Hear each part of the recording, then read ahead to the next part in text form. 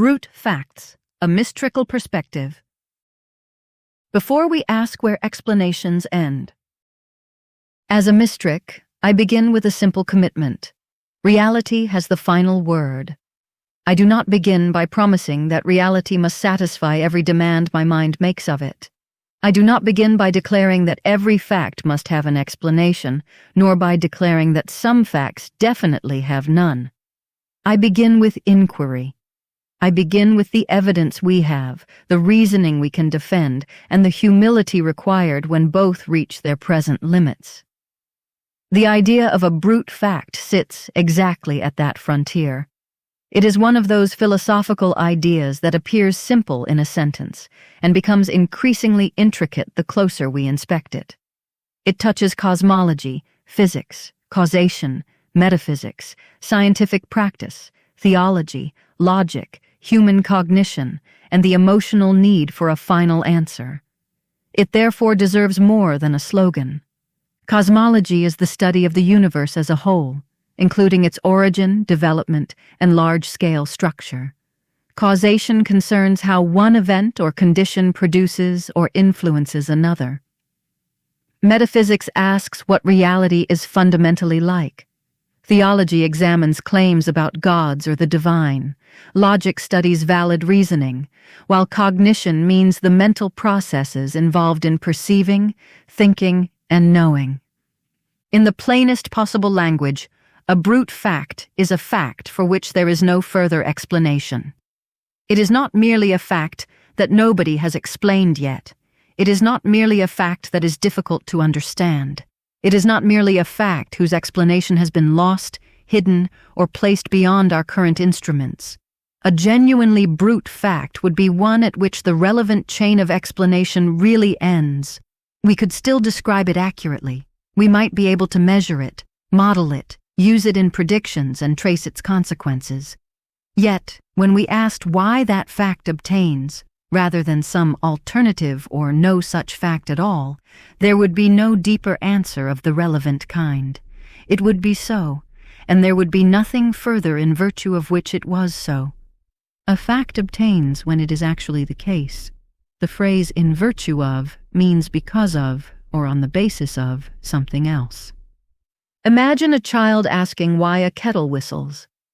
We explain that steam escapes through a narrow opening and makes the surrounding air vibrate. The child asks why the water became steam.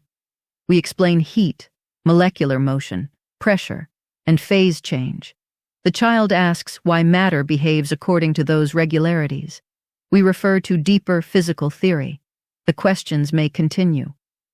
A brute fact, if one exists, would not be the point where the adult becomes tired, the textbook ends, or the laboratory lacks a better instrument. It would be the point where reality itself supplies no further relevant answer. Human patience can run out. Human knowledge can run out. Available evidence can run out. None of those by themselves show that explanation has run out. The definition needs refinement.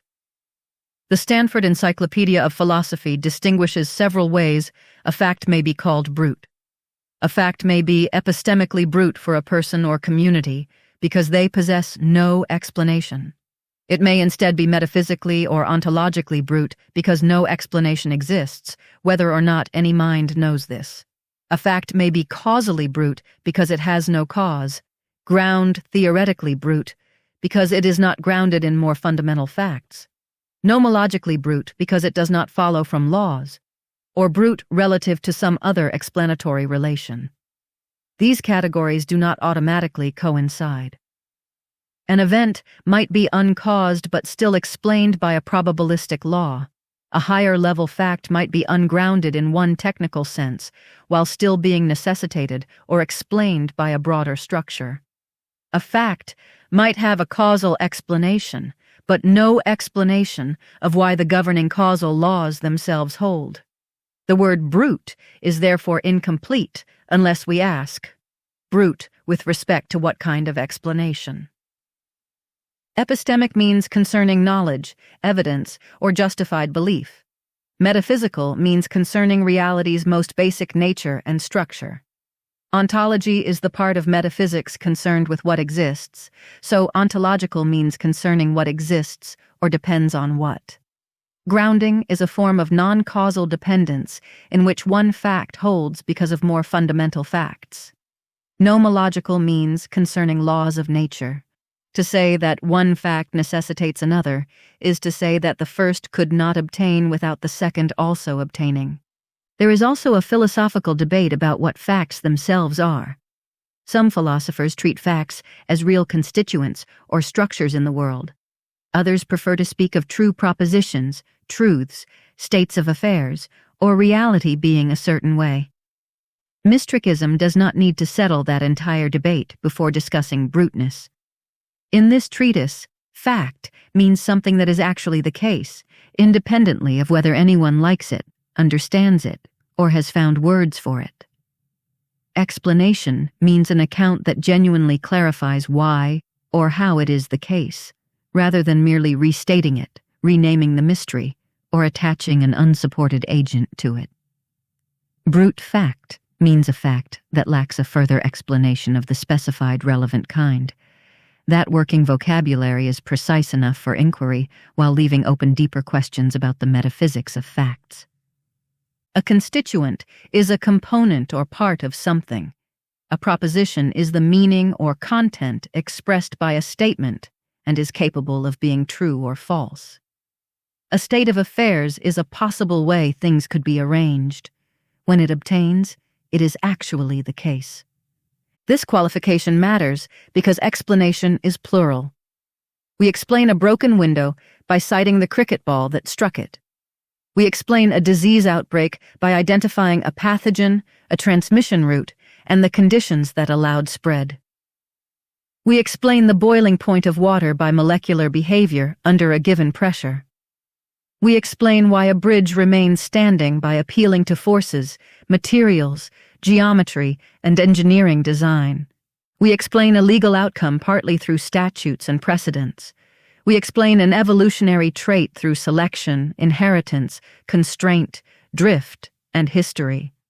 We explain the value of a chess move by reference to rules, aims, and the current position. We explain why a person opened an umbrella by citing their belief that rain was coming and their desire to remain dry. These are not all the same explanatory relation. Causes, grounds, laws, mechanisms, functions, reasons, structures, mathematical constraints, and histories can each do explanatory work. Accordingly, a responsible discussion cannot ask only, does this fact have an explanation?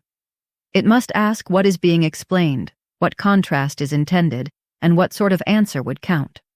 Why did the glass break can mean, why did it break at all? Why did it break now? Why did this glass break rather than the other one? Why did it shatter rather than crack? Or why was there a break instead of an intact window? Each question selects a different contrast and may require a different answer. A fact may be well explained under one contrast and unexplained under another. The demand for an ultimate explanation often conceals several demands inside one sentence. Mystrikal care begins by separating them. A contrastive explanation answers why one thing occurred rather than a specified alternative. What brute facts are not. The first and most important distinction is between the unexplained and the inexplicable. The unexplained is what we do not presently explain. The inexplicable, in the strong ontological sense relevant here, is what has no explanation to be found. The first is a report about our epistemic condition. The second is a claim about the architecture of reality. Confusing them converts ignorance into metaphysics. If a hospital team cannot yet identify why a patient's oxygen level is falling, the cause may be a clot, pneumonia, equipment failure, medication, airway obstruction, or something rarer. The alarm is epistemically unexplained at that moment. It would be irresponsible to call the desaturation a brute fact merely because the first tests were inconclusive. The appropriate response is differential diagnosis, better observation, and cautious intervention.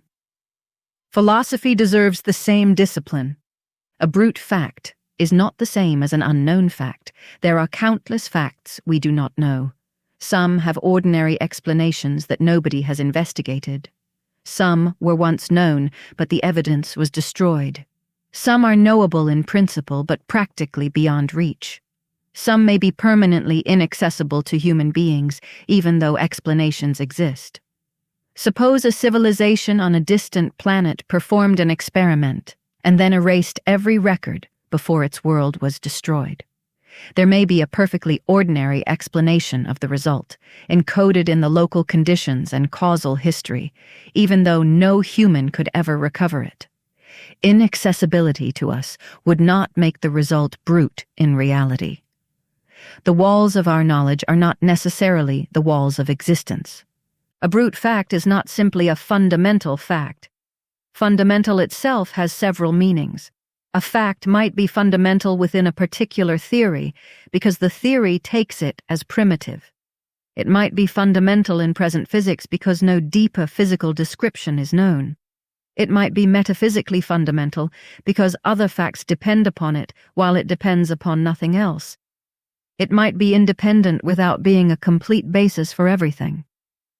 The Stanford Encyclopedia's discussion of fundamentality emphasizes these distinctions. A current theoretical primitive is like the basement shown on today's building plan. It may be the lowest level our plan depicts without being the lowest level the real structure possesses. Even something genuinely metaphysically fundamental might be necessary, self-constraining, mutually grounded, or otherwise explicable. Fundamental does not automatically mean brute. In philosophy, a primitive is something a theory treats as basic rather than deriving it from other claims. To be metaphysically fundamental is to depend on nothing more basic. Mutually grounded facts would each help account for the others. A brute fact is not merely an uncaused event. Cause is one species of explanation, not the whole genus. Mathematical truths are not normally explained by prior physical causes. The shape of a geometrical proof is not caused by an earlier event in the way one domino topples another. The stability of a structure may be explained through simultaneous relations among forces rather than a temporal sequence. If a quantum event is not determined by a prior sufficient cause, it might still fall under a probabilistic law that explains its distribution, conditions, and allowed outcomes. Conversely, a fact may have a cause while the existence of that causal order remains unexplained. Causation and ultimate explanation must not be treated as synonyms. Here, species means one type within a broader category, and genus means the broader category. A probabilistic law assigns chances to possible outcomes rather than selecting one outcome with certainty. A brute fact is not synonymous with randomness. When a fair die lands on 4, we may be unable to predict the result in advance. In classical conditions, tiny differences in the throw can determine the outcome while remaining practically unmeasurable. In genuinely indeterministic theories, the individual outcome may not be fixed by the prior state, yet the process can still be explained statistically. Why values from 1 to 6 occur, why the long-run distribution has its form, why a 7 is excluded, and why the trial occurred at all. Randomness can describe how outcomes are distributed or selected. It does not, by itself, establish that the process, its laws, its possibility space, or its existence is brute. Indeterministic means that the prior state and the laws do not fix one unique later outcome. A brute fact is not simply a contingent fact. A contingent fact is one that could have been otherwise, under the relevant understanding of possibility. Many contingent facts have excellent explanations. My mug is on the left side of the desk because I placed it there. It could have been on the right, yet its location is not brute. A necessary fact, by contrast, is one that could not have been otherwise under the relevant kind of necessity. Necessary does not automatically mean explained. Saying that something must exist can close off alternatives without yet showing why the necessity obtains, what kind of necessity is involved, or whether the alleged proof succeeds. Contingent, necessary, explained, and brute mark different dimensions. A brute fact is not simply an axiom. In mathematics and formal systems, axioms are starting assumptions or foundational statements relative to a system. Their role is methodological and structural. We investigate what follows from them, whether they are independent, whether alternative axiom systems are coherent, and which models satisfy them. Calling a physical law an axiom may mean only that a model takes it as given. It does not prove that reality has no deeper explanation for the corresponding regularity. A line in our representation is not automatically a seam in the universe. A formal system is an organized set of symbols, starting assumptions, and rules for deriving conclusions. Methodological means concerning how inquiry is conducted. A brute fact is not a fact that feels absurd, emotionally unsatisfying, or difficult to picture.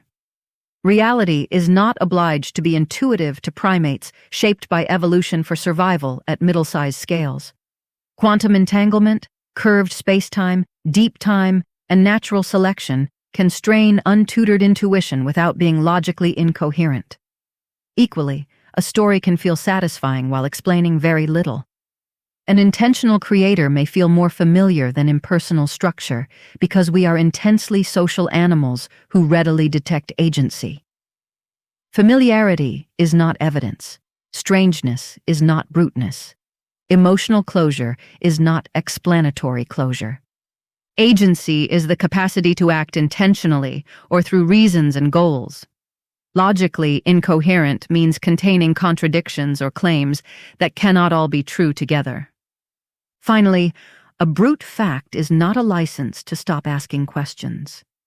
Even if some ultimate fact were brute, its consequences, internal structure, relations, local regularities, and the routes by which complex phenomena arise could remain open to extensive explanation. If the basic rules of chess had no deeper explanation, that would not make the course of every game unintelligible. We could still explain positions, strategies, blunders, and checkmates.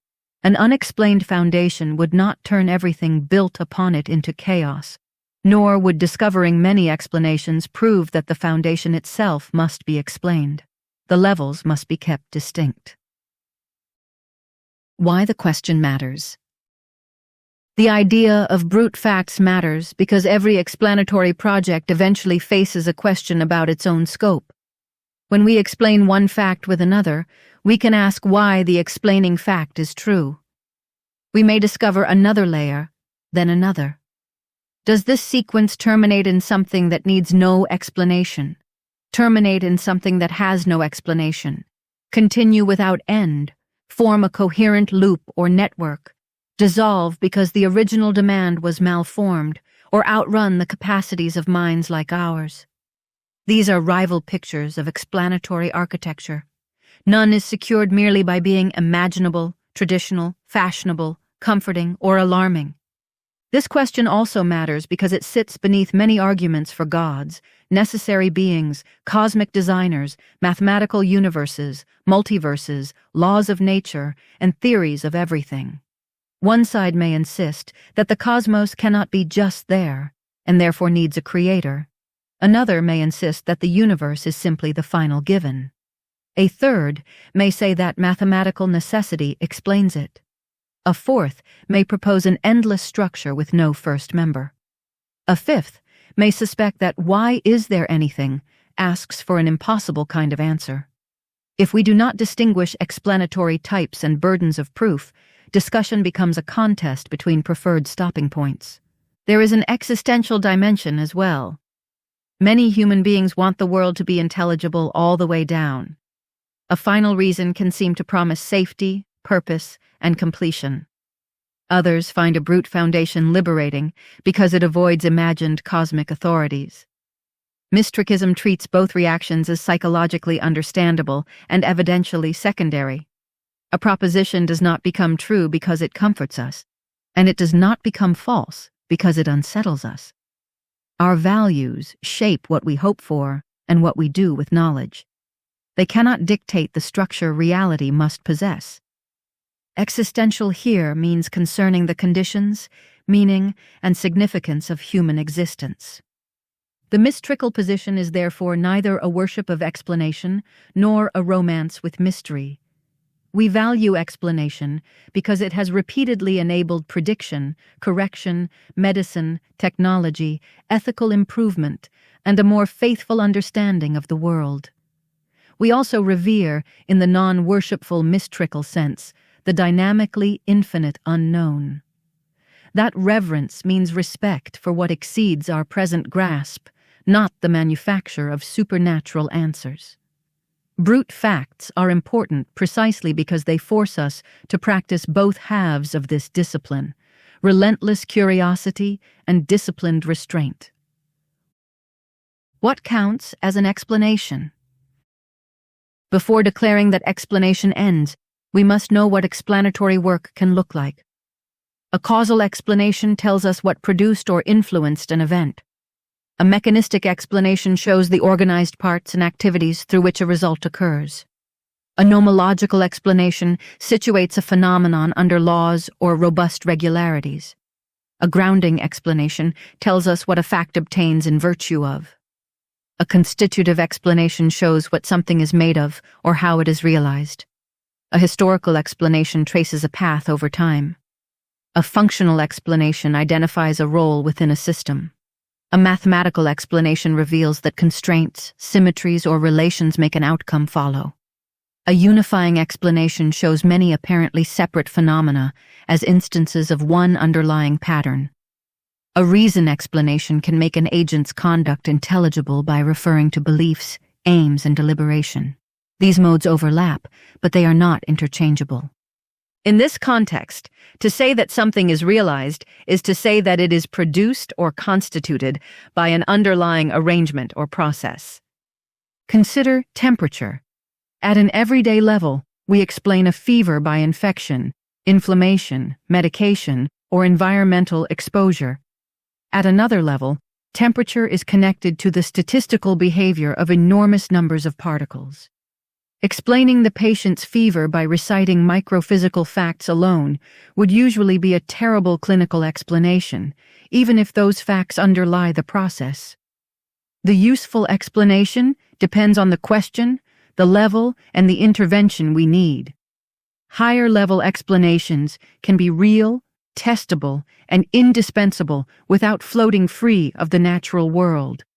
Mystrikism rejects supernatural gaps, but it also rejects the impoverished nothing-but attitude that mistakes lower-level description for the only legitimate form of understanding. Microphysical means concerning the smallest-scale physical constituents and interactions described by physics.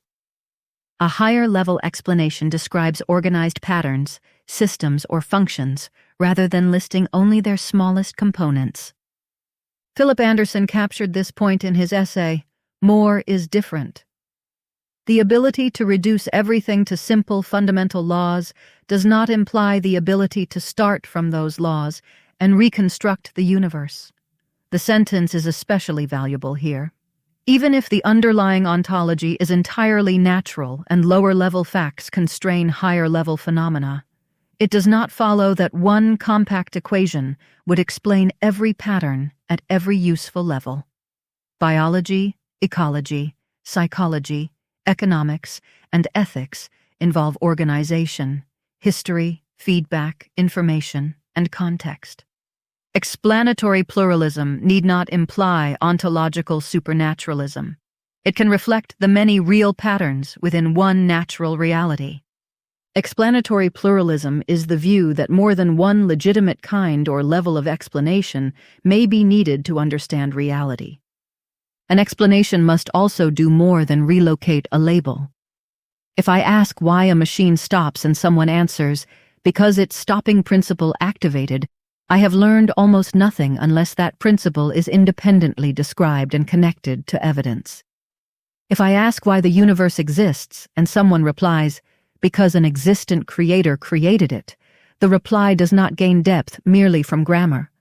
We must ask what the proposed being is, why it exists, how it explains rather than restates existence, what follows from the hypothesis, what evidence distinguishes it from alternatives, and whether the account reduces or enlarges the unexplained inventory. A name is not a mechanism. A capital letter is not evidence. Agency is not explanatory magic. Good explanations increase understanding by connecting facts in a disciplined way. They may show how a result depends upon other conditions, why it was to be expected, why nearby alternatives did not occur, or how diverse observations fit one structure. They can earn support through prediction, retrodiction, unification, intervention, independent confirmation, and survival under attempted refutation. None of these guarantees metaphysical finality. Newtonian mechanics explained a great deal before relativity revealed its limits. A genuine explanation can be partial, scale-bound, approximate, or embedded within a deeper one. The fact that explanations are revisable does not make them unreal. It makes intellectual honesty possible. Retrodiction uses a theory to infer or explain what happened in the past. Refutation means showing that a claim is false or that evidence decisively counts against it. The principle of sufficient reason. No serious treatment of brute facts can avoid the principle of sufficient reason, commonly shortened to the PSR. In its strongest familiar form, the principle says that every fact, truth, event, or existent has a sufficient reason why it is so rather than otherwise. Gottfried Wilhelm Leibniz wrote that no fact can be real or existing, and no statement true unless it has a sufficient reason why it should be thus and not otherwise. That is a powerful intellectual aspiration. It expresses the refusal to accept arbitrary stopping points and has animated important work in philosophy, mathematics, and science. Yet the Stanford Encyclopedia rightly treats the principle of sufficient reason as a family of principles, not one unambiguous sentence. We must ask what falls within its domain. Is a reason required for every event, every positive fact, every contingent truth, every law, every necessary truth or reality as a whole? We must ask what can supply the reason. Must it be a cause, a logical proof, a ground, a law, a contrastive explanation, an intention, or something else? We must ask how strong the principle is. Does it state that an explanation exists, that one is possible, that one is knowable, or merely that rational inquiry should continue looking? Different answers produce importantly different doctrines. A doctrine is an organized philosophical position or body of claims. Mystrikism accepts a methodological presumption in favor of seeking explanations. When an event appears anomalous, we do not call it brute at the first inconvenience. When a theory contains an arbitrary parameter, we ask whether a deeper theory can derive it. When data conflict, we investigate the instruments, assumptions, sampling, models, and possible new phenomena. This presumption has earned its place through results. It is a disciplined research posture: search before surrender, test before declaring a boundary, and distinguish the limit of today's model from a limit of reality. A methodological presumption is a starting policy for investigation, not necessarily a claim about what reality must ultimately be like. Mystrikism does not, at present, elevate that research posture into an unrestricted metaphysical law. The success of explanation so far does not deductively prove that every fact has one. If we assumed the unrestricted principle in order to establish that no brute facts exist, we would risk building the conclusion into the premise. Nor can the principle be justified merely by saying that brute facts feel arbitrary, because reality is under no obligation to avoid what we find unsatisfying. The strong principle may be true, it may even be necessary in some sense, but it must earn that status rather than acquire it through repetition. Deductive reasoning is reasoning in which the conclusion must be true if the premises are true. A premise is a claim used as a starting point in an argument. There is a useful analogy here. A detective should presume that an unexplained death warrants investigation. That presumption protects against laziness, corruption, and premature closure. It does not guarantee that every detail can be recovered. Evidence may have decayed. A cause may be real, but permanently inaccessible. Some questions may be underspecified. The detective's obligation to investigate is epistemic and ethical. It does not legislate the universe into preserving a complete, readable record. In the same way, our obligation to seek reasons does not by itself prove a universal metaphysical principle of sufficient reason. The Mystrikal formulation is therefore careful. We act as though further explanation is worth seeking wherever inquiry remains coherent and evidence could bear upon the question. We do not act as though a further explanation is metaphysically guaranteed. Confidence in the search must not be confused with certainty about the destination. Lessons from the history of inquiry. History gives us strong reasons to distrust premature declarations of bruteness. The irregularities in Uranus's observed orbit were not treated as a final, inexplicable quirk. Using gravitational theory, Urbain Le Verrier and John Couch Adams calculated where an unseen planet capable of producing the perturbations should be. Neptune was then observed near the predicted position in 1846. What had looked like an anomaly became evidence for a previously unknown part of the solar system. The lesson is not that every anomaly hides a new planet. The lesson is that an unexplained residual can contain information, and disciplined persistence can turn mystery into discovery. The neutrino offers another lesson. Wolfgang Pauli proposed a then undetected particle in 1930 to account for apparent missing energy and momentum in beta decay. The particle was extraordinarily difficult to detect, but experimental evidence eventually established its existence. Later, the solar neutrino puzzle revealed that neutrinos change type, showing that they have mass and forcing revision of the simplest standard model picture. At several stages, what was missing from observation was not a brute violation of conservation or a reason to abandon inquiry. It was a clue that theory, detection, or both were incomplete. Plate tectonics tells the same story at a larger scale. The fit of continents, related fossils and rock formations, patterns of earthquakes and volcanoes, seafloor spreading, magnetic striping, and post-war oceanographic evidence eventually unified phenomena that had seemed disconnected. Alfred Wegener's early continental drift proposal lacked a satisfactory mechanism and met reasonable as well as unreasonable resistance. Later evidence transformed the field. We should not turn this history into a myth in which every outsider is a suppressed genius. Most unsupported ideas are wrong. The relevant lesson is narrower and sounder. Explanatory judgment must remain answerable to accumulating evidence, and the absence of a present mechanism is not proof that no mechanism exists. These cases support methodological optimism. They show that nature has often yielded to sustained observation, theoretical imagination, better measurement, and independent testing. They help justify Mystrikism's provisional naturalism because the successful explanations were natural, public, corrigible, and productive.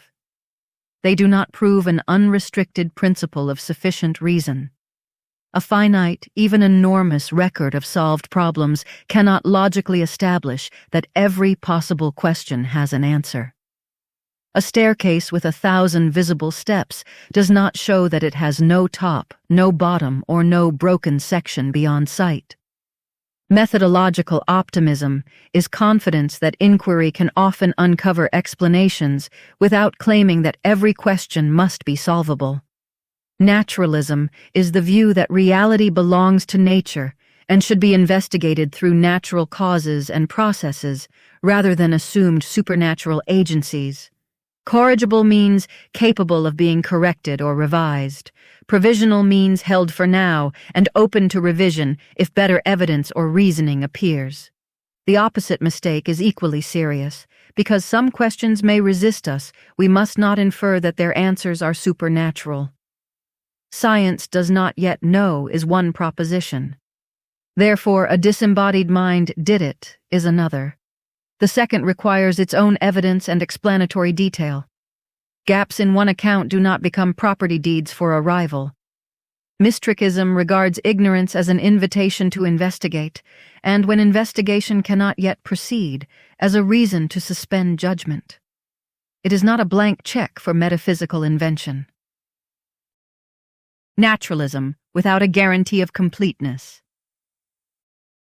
Mystrikism provisionally treats reality as entirely natural because naturalistic inquiry has earned priority.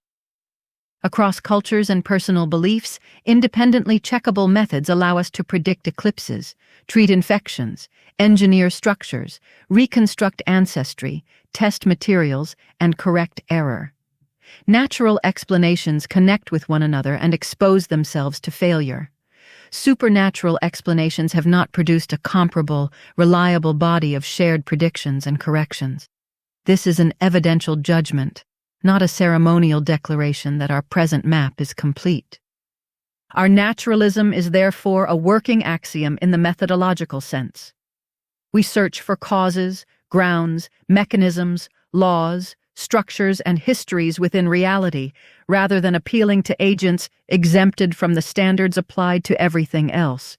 We are provisionally non-theist because gods have not earned belief, not because we possess an infallible proof that no conceivable God could exist.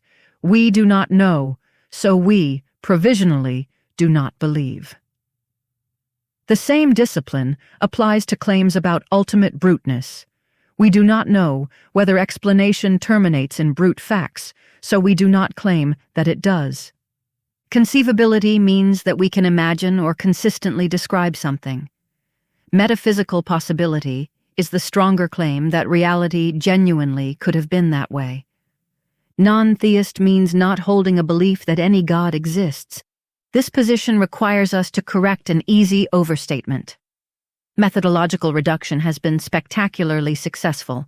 Complex systems are composed of and constrained by natural constituents and processes. Mystrikism, therefore, currently adopts epistemological reductionism.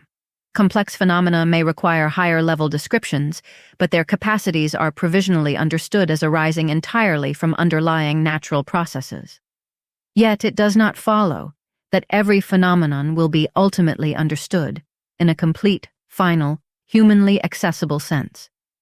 That phrase is best treated as an aspiration and research orientation, not a metaphysical promissory note. Human investigators might encounter higher-level patterns that remain practically or even permanently inaccessible to complete derivation or comprehension because of computational barriers, historical contingencies, or epistemically inaccessible causes, while those patterns remain ontologically dependent upon natural physical processes. An unexplained foundation also remains a live candidate. Neither form of limitation would automatically make reality supernatural. Epistemological means concerning how we investigate, know, or understand. Reductionism is the method of explaining complex phenomena through their components and the relations among those components. Ontological dependence means that something exists or has its character through more basic things or processes rather than independently of them. Naturalism and brute facts are therefore logically compatible as doctrines. A basic natural law, structure, state, or totality remains a candidate for being brute. Naturalism does not mean that everything natural has a further natural cause. It means, in our current usage, that we have no warranted need to posit anything beyond nature. If nature has an unexplained foundation, that would be a limit within natural reality, not an opening through which unsupported supernatural claims gain entry. A totality is the whole collection under discussion, here potentially all of reality or all relevant facts. Two doctrines are logically compatible when they could both be true without contradiction. Likewise, rejecting a specific supernatural explanation does not commit us to a brute universe. A deeper natural theory, an infinite explanatory sequence, a network of mutual dependence, a necessary structure, or a dissolution of the question may be correct. The options are not God or brute fact. That false dilemma excludes most of the philosophical landscape before inquiry begins. A false dilemma wrongly presents two options, as though they were the only possibilities. Determinism is not the same as total explanation. Mystrikism currently takes determinism seriously and adopts it as a firm but revisable working position concerning human choice and natural causation. Our thoughts and actions arise within causal histories involving biology, development, culture, immediate conditions, and the functioning of the brain. This view supports compassion and effective accountability because it directs attention towards the conditions that shape behavior.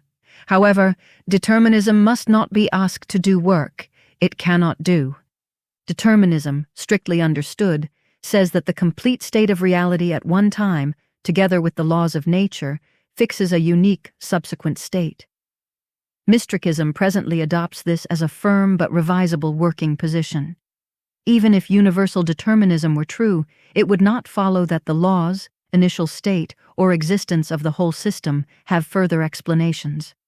A perfectly deterministic simulation can unfold from its code and starting data, while the choice of code and data remains unexplained within the simulation. Determinism can connect states without explaining why that total deterministic structure exists. The reverse inference also fails. If some quantum processes are fundamentally indeterministic, it does not follow that they are wholly brute. A theory may explain the space of possible outcomes, their probabilities, symmetries, conservation constraints, and correlations without selecting one unique result in advance. Randomness would not place a person outside nature, make a choice self-originating, or create the kind of contra-causal freedom Mystrikism rejects. We should therefore separate causal determination, probabilistic explanation, metaphysical grounding, predictability, and ultimate explanation. They intersect, but no one of them automatically supplies the others. An inference is a step of reasoning from premises or evidence to a conclusion. Contra-causal freedom is supposed freedom from prior causal determination. This distinction protects Mystrikism from an internal contradiction. We can affirm a deterministic orientation concerning human agency while remaining agnostic about whether reality has an ultimate sufficient reason. We can search for causes in behavior and nature without promising that every causal order is itself caused. We can also revise our view of determinism if future evidence requires it, without turning to supernatural free will. Scientific honesty means permitting the world to correct every empirical commitment, including those that currently organize much of our thought. Empirical means based on observation, measurement, or experience. Agnostic here means withholding a final judgment because the available evidence does not decide the matter. Mystrikism, therefore, distinguishes absolute, contra-causal freedom from the meaningful freedom exercised by a naturally functioning person. At the human level, reason's responsive and sufficiently coercion-free deliberation remains a real form of agency, even though it is implemented through physical and causal processes. This is the compatibilist sense in which a person can genuinely choose without becoming an exception to nature. Compatibilism is the view that meaningful agency can coexist with determinism when a person can deliberate and act through their own reasons without undue coercion. Reductionism, epistemological emergence, and levels of explanation. Brute fact discussions often imagine explanation as a straight vertical ladder. Psychology reduces to biology, biology to chemistry, chemistry to physics, and physics to one final floor. Reality may be less architecturally tidy. Higher-level patterns can depend upon lower-level constituents while requiring their own concepts and generalizations. A traffic jam is made of vehicles and drivers, but an account of the metallurgy in each engine will not by itself explain the backwards-moving wave of congestion. A hurricane is made of molecules, but pressure gradients, rotation, moisture, and large-scale dynamics explain the storm more intelligibly than a list of molecular trajectories. Emergence does not mean magic appears when enough parts gather. It means organized interactions produce stable patterns, capacities, or regularities that are absent from isolated components and are best described at a higher level. In mystrical usage, emergent is a provisional epistemological label, not a claim of ontological irreducibility. Wetness is not a property of one water molecule in isolation. Metabolism is not a property of one protein. A legal institution is not a property of one neuron. These phenomena remain natural. Their reality is not diminished by dependence, and their explanatory usefulness is not abolished by composition. Composition concerns how parts make up a whole, and whether the whole is anything over and above those parts and their relations. Ontological irreducibility is the stronger claim that something cannot be fully accounted for in terms of more basic reality, rather than merely being difficult for us to derive or understand. This bears directly upon bruteness. A fact could be basic at one level without being metaphysically brute.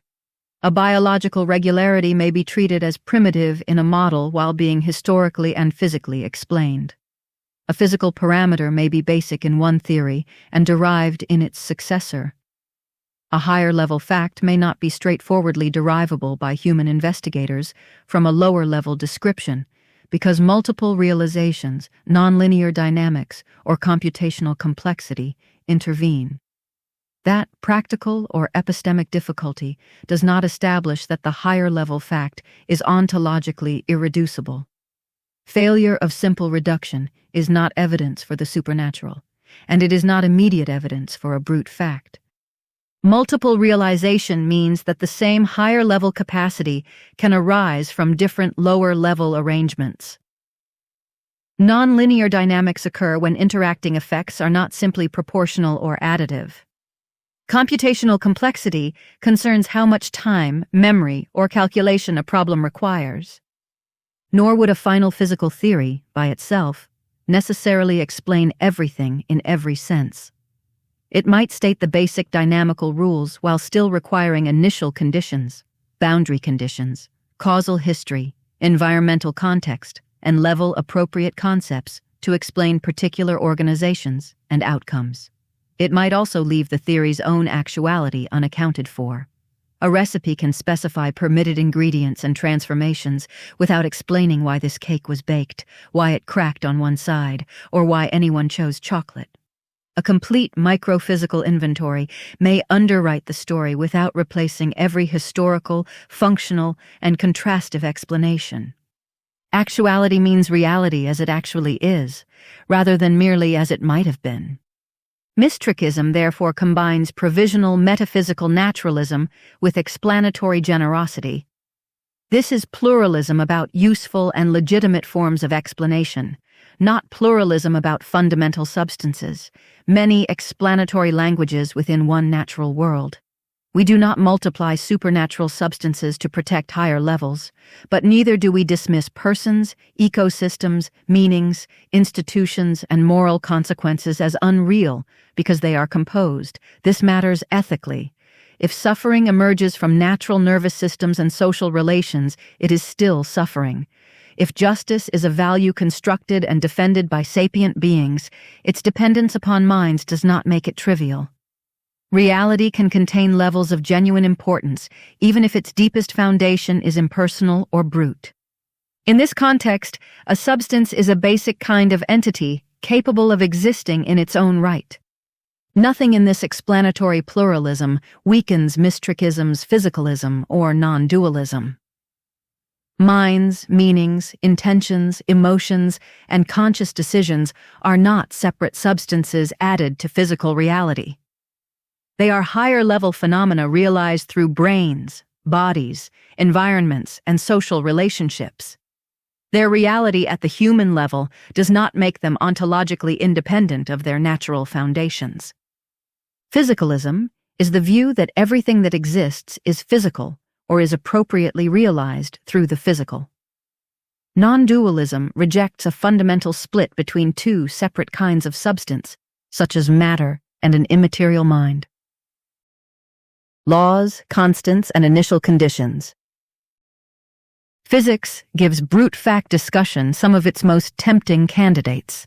The laws of nature, fundamental constants, symmetries, fields, the initial or boundary conditions of the cosmos, and the bare existence of a physical world.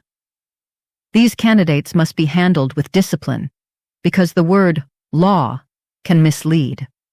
A law of nature is not necessarily a command issued to matter. In scientific practice, laws are compact statements of regularity, constraint, dynamics, or relationship. Philosophers disagree about whether laws govern events, describe patterns, express necessities, reflect powers, or arise from the best systematization of facts. Until that dispute is resolved, the laws are brute, can conceal several different theses. On a governing view, laws direct or necessitate how events unfold. On a descriptive view, laws summarize regular patterns in what happens. A powers view connects laws to the capacities or dispositions of things. A best system view treats laws as parts of the simplest and strongest overall summary of the facts. Suppose a theory contains a constant whose measured value is 7.3 in the relevant units. We can ask at least 4 questions. Why does the theory require a parameter of that kind? Why does this world instantiate the value 7.3? Why does the parameter remain constant across the observed domain? Why is this theory or world actual at all? A deeper model might derive the value from symmetry breaking, geometry, or another field. A multiverse model might explain the observed value through a distribution plus selection effects. A necessity claim might say no coherent alternative exists. A brute fact view might say the value simply obtains. These are rival explanatory proposals, not verbal variations of one answer. To instantiate a value or property is to actually have or realize it. A selection effect occurs when the conditions under which something can be observed influence which observations are available to us. Initial conditions deserve similar care. Imagine a computer simulation governed by deterministic code. The code determines how each state develops from the previous one, but it may not determine the starting configuration. The initial data might be selected by a programmer, generated by another process, constrained by consistency, or simply supplied. From inside the simulation, inhabitants might infer both rules and initial conditions. A complete account of their later history could still leave open why that code and that start existed. Yet the analogy cannot prove that our cosmos was programmed. Its purpose is to display the logical independence of laws, boundary conditions, and actuality. Chess gives a second analogy. The rules explain why a bishop cannot move like a rook, and why checkmate ends the game. The opening position explains why each piece begins where it does. The player's decisions and abilities explain the particular history of a match. The physical manufacture of the board explains why these wooden objects exist. No single one of these accounts replaces the others.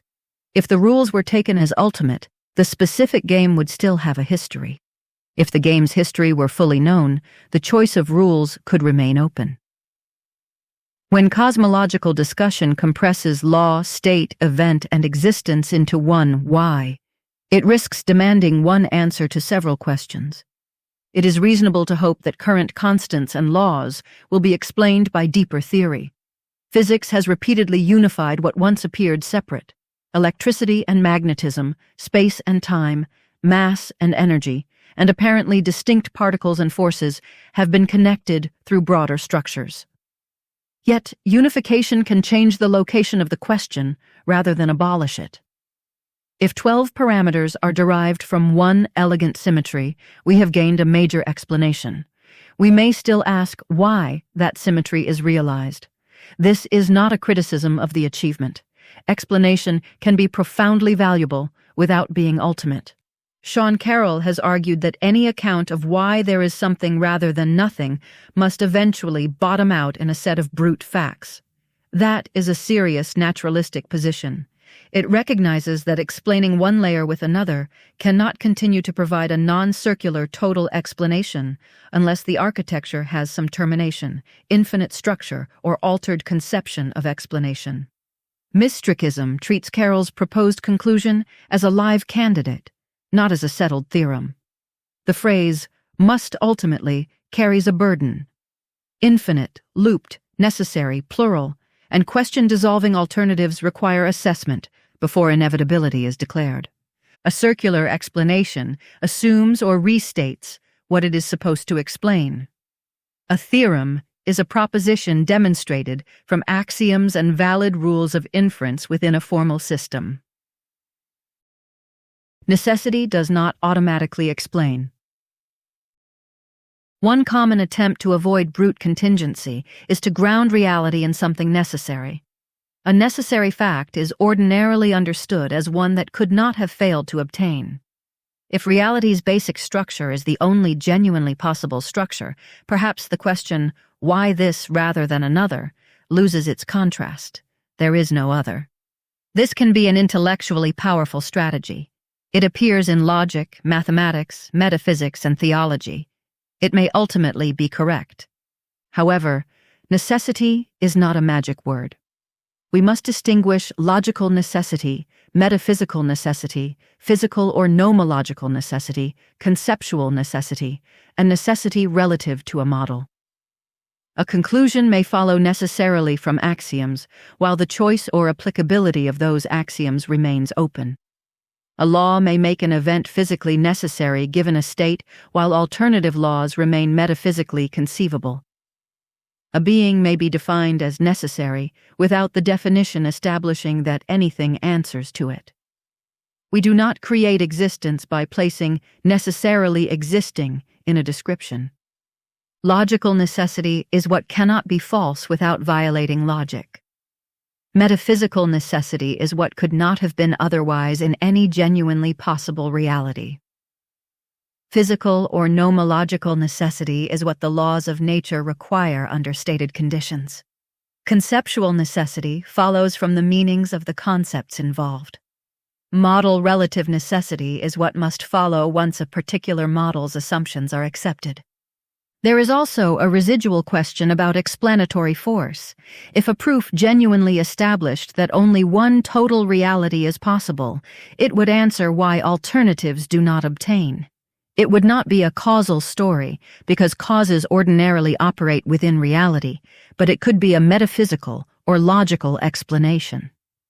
Some philosophers would say the necessary truth explains itself or needs no explanation. Others would say it remains brute, though necessarily brute, because necessity states its modal status rather than supplying a distinct ground. The Stanford discussion of cosmological arguments notes an important version of this issue. In some formulations, a necessary being is not self-explanatory, but is treated as something that simply exists, and therefore as a stopping fact.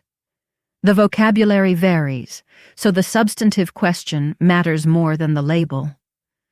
Modal means concerning possibility and necessity, so a fact's modal status concerns whether it is possible, contingent, or necessary. A cosmological argument reasons from the existence, dependence, change, or contingency of the cosmos towards a first cause, necessary being, or ultimate ground. A mystrik should therefore ask what has actually been shown. Has impossibility of alternatives been demonstrated or merely asserted?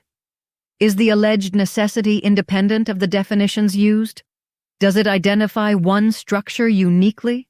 Does it explain concrete features of this world, or only state that some reality must exist? Is the necessity knowable or inferred because the alternative feels intolerable? These questions do not refute a necessity account. They prevent an unsupported account from borrowing the authority of logic. Necessary existence would also not automatically imply agency, goodness, purpose, consciousness, or concern for human beings. A necessary mathematical or structural foundation could be wholly impersonal.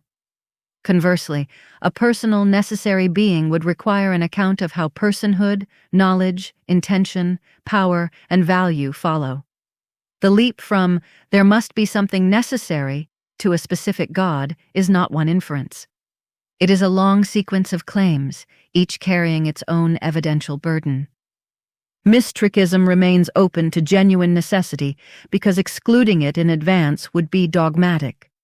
We also remain open to the possibility that necessity and bruteness are not exclusive. Perhaps some basic truth could not have been otherwise but has no explanation beyond its necessity. Perhaps necessity itself could be explanatory. Perhaps the question is partly verbal. We should not force a premature verdict where philosophers still disagree about the relevant concepts. Why is there something rather than nothing? The question, why is there something rather than nothing, is often presented as the deepest possible question. It can be profound, but its apparent clarity is deceptive. What is meant by nothing? An empty region of space is not nothing. It has geometry, fields, laws, and possible contents.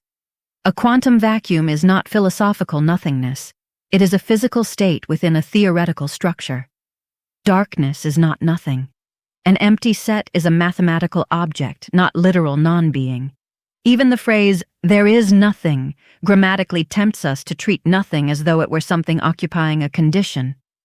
We must also ask whether an absolutely empty world is genuinely possible. Human imagination is unreliable here. We may picture black space, but black space is already spatial. We may remove objects one by one in thought, but the framework in which we perform the subtraction remains. If no possible world lacks all existence, then, rather than nothing, presents a false alternative. That would not automatically explain every feature of actuality, but it would change the question. A possible world is a philosophical way of representing one complete way reality could have been. It need not mean a physically existing parallel universe. There may be a deeper logical difficulty. An explanation normally begins from something: a law, reason, cause, ground, probability distribution, possibility structure, or fact. To explain why anything at all exists without presupposing any existential fact may demand a deduction of existence from premises containing no existence. The Stanford Encyclopedia's discussion of nothingness highlights this concern. An explanation by a designer does not escape it, because the designer is already something. The answer may explain a particular world only by presupposing another existent whose own status becomes central. To presuppose something is to take it for granted when framing a question or argument, rather than establishing it within the argument. That does not make the question foolish. It may reveal a genuine limit or expose hidden assumptions in ordinary explanation. It can be separated into more tractable questions. Is a null world possible? Does reality have to instantiate some structure? Why do these laws and conditions obtain? Can probability apply without an already existing possibility space? Does explanation itself operate only within a reality rather than upon reality as a totality?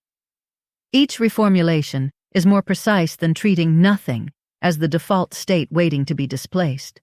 Nor should we casually say that nothing is simpler and therefore more probable.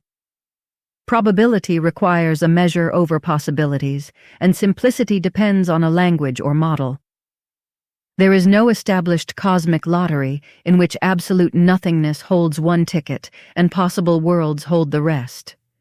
Without a justified probability framework, calling existence improbable is rhetoric rather than calculation. A probability measure is a rule for assigning relative probabilities or weights to the possibilities under consideration. The current Mystrikal position is suspension of judgment. Perhaps some form of existence is necessary. Perhaps actuality rests on a brute fact. Perhaps the question cannot be answered because any answer must presuppose being. Perhaps a future conceptual framework will dissolve the contrast in a way we cannot yet articulate. We do not answer a difficult question by pretending that nothing is well understood. The main architectures of explanation. The philosophical landscape is broader than a choice between a first cause and senseless chaos. The Stanford Encyclopedia's treatment of fundamentality identifies three broad structural possibilities that are useful here: foundationalism, infinitism, and coherentism. To these, we should add question dissolution, cognitive inaccessibility, mixed architectures, and unknown alternatives. These categories organize possibilities, they do not decide among them. Foundationalism says that dependence or explanation terminates. Some facts are fundamental and other facts depend upon them. A foundation might be brute, necessary, self-explanatory in a defensible sense, or supported by a kind of explanation different from the descending relation. A physical field, law structure, mathematical fact, divine being, total state, or plural basis might be proposed. The strength of foundationalism is that it avoids endless dissent and offers a basis. Its difficulty is explaining why the foundation is privileged and whether calling it necessary or self-explanatory adds knowledge. Infinitism says there is no final terminating foundation. Every relevant fact is explained by another, without a first member. People often object that this merely postpones explanation forever. That objection has force if explaining the whole requires a completed external reason. Yet, an infinite series is not automatically incoherent. Mathematics contains well-defined infinite structures, and a beginningless temporal or dependent series is not refuted merely because finite human beings cannot traverse it. The question is whether each member's explanation can amount to an explanation of the series, and whether the series as a whole is an additional fact requiring explanation. This is where the Hume-Edwards style principle enters. Roughly, it proposes that if every member of a collection is adequately explained, nothing further is required to explain the collection over and above those member explanations. If every carriage in an endless train is pulled by the carriage before it, perhaps there is no unpulled first carriage to find. Critics answer that the existence of the entire train and the pulling relation remain unexplained. The analogy does not settle the matter because it can smuggle intuitions about finite trains into an infinite structure.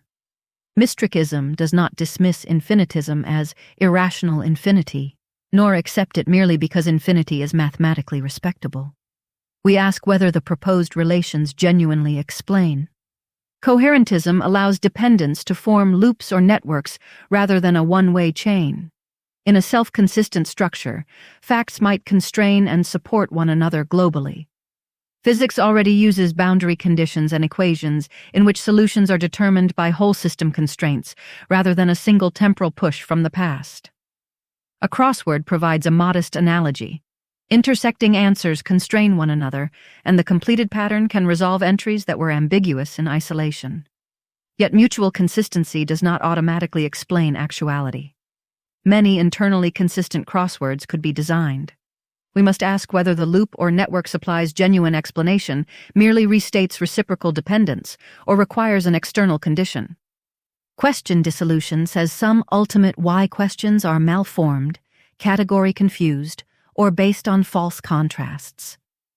Asking what lies north of the North Pole, in an ordinary geographical sense, is not answered by discovering a more northern point. The coordinate question has reached a boundary. Similarly, asking for a cause of all causation might illicitly demand an item both inside and outside the domain. But this analogy must be earned. A difficult question is not malformed merely because an answer is inconvenient. We need a clear diagnosis of the conceptual error and an account of why the appearance of a legitimate question arises. A category mistake applies a concept to something of a kind for which that concept does not sensibly apply, as though asking how many kilograms the number 7 weighs. Cognitive inaccessibility says an explanation may exist but lie beyond human capacities. A dog cannot understand differential geometry, although geometry is not brute. Human cognition is also evolved, finite, biased, and dependent upon sensory and conceptual tools. We have extended ourselves through mathematics, instruments, institutions, and computation, but no law guarantees that every truth can be represented by our brains or technologies. This possibility differs sharply from ontological bruteness. The world may contain reasons that no human civilization could grasp. Mixed architectures may be more realistic than any pure category. Some explanatory chains may terminate, while others continue. Several mutually dependent fundamentals may form a basis. Laws may be necessary while boundary conditions are brute. Local events may be causally explained within a total structure whose actuality is not. A looping cosmology may rest within a broader, unexplained possibility space. Reality has no duty to mirror a philosopher's preference for one elegant diagram. Finally, there may be architectures outside our current conceptual repertoire. Our categories emerged from human language, science, and metaphysics at a particular stage of development. To say, the answer must be foundation, regress, loop, or malformed question could resemble an ancient thinker declaring that matter must be earth, air, fire, or water. Mystrikism keeps an explicit place for unknown alternatives. The infinite unknown is not a fifth substance. It is our disciplined recognition that the option list may itself be incomplete.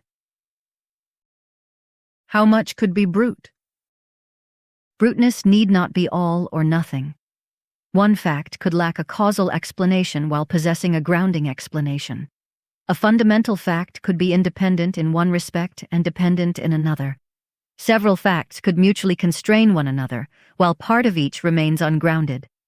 Contemporary discussion of fundamentality therefore distinguishes wholly ungrounded from partially ungrounded fundamentals. The Stanford entry describes the former under the technical label radical brutalism, and the latter under moderate brutalism, while a pluralistic view allows both kinds. These labels should not be confused with the everyday meaning of brutality. They concern how much grounding a fundamental fact lacks. This possibility complicates the picture of a single final brick. Suppose two basic symmetries constrain one another. Neither is wholly independent, yet the pair may form a complete basis for other facts. Or suppose a basic field's existence is ungrounded, while some of its properties follow necessarily from its structure. It would be misleading to call the entire field simply brute without identifying which aspect lacks an explanation. Partial bruteness may be more coherent than a stark choice between complete explanation and complete arbitrariness. We should also separate local brute facts from a brute totality. A particular outcome might be brute relative to prior conditions, while the laws and total system are explained. The total existence of the system might be brute, while every event inside it has a cause. Several independent brute facts might exist, or one compact fact might ground all others. Explanatory economy would favor fewer unrelated primitives if predictive and evidential performance were otherwise equal. But simplicity is a guide, not a law requiring reality to possess only one foundation. Explanatory economy means preferring an account that explains equally well with fewer independent assumptions or unexplained basics. A further issue is sometimes called the metaground problem. If fact A grounds fact B, what accounts for the fact that A grounds B? Perhaps the grounding connection follows from the essences of A and B. Perhaps a law of grounding explains it. Perhaps grounding facts themselves are fundamental. Each answer can generate another level. The same problem appears with causal laws. Citing a cause explains an event only because certain relations connect cause and effect. We can then ask why those relations hold. Ultimate explanation may therefore concern not only objects and states, but also the explanatory relations binding them. An essence is the set of features something must have to be the kind of thing it is. The metaground problem is therefore a question about what explains grounding relations themselves. There is also the question of a total fact, a fact describing everything contingent that is the case. Some cosmological arguments seek an explanation of that totality outside it. Yet, if the explanans is also a fact, it may seem that the original total fact was not genuinely total. If it is necessary, the argument must show how a necessary fact explains contingent reality. If the totality includes every fact without restriction, no distinct fact remains outside it to do explanatory work. These logical choices matter. The phrase, explain everything can become unstable unless everything and the permitted kind of explanation are defined. The explanans is what does the explaining. The explanandum is what is to be explained. Finally, if a fact is genuinely brute, we may ask why it has no explanation. In some cases, that is a legitimate second-order question. Perhaps a structural limit explains why facts of that class cannot be caused.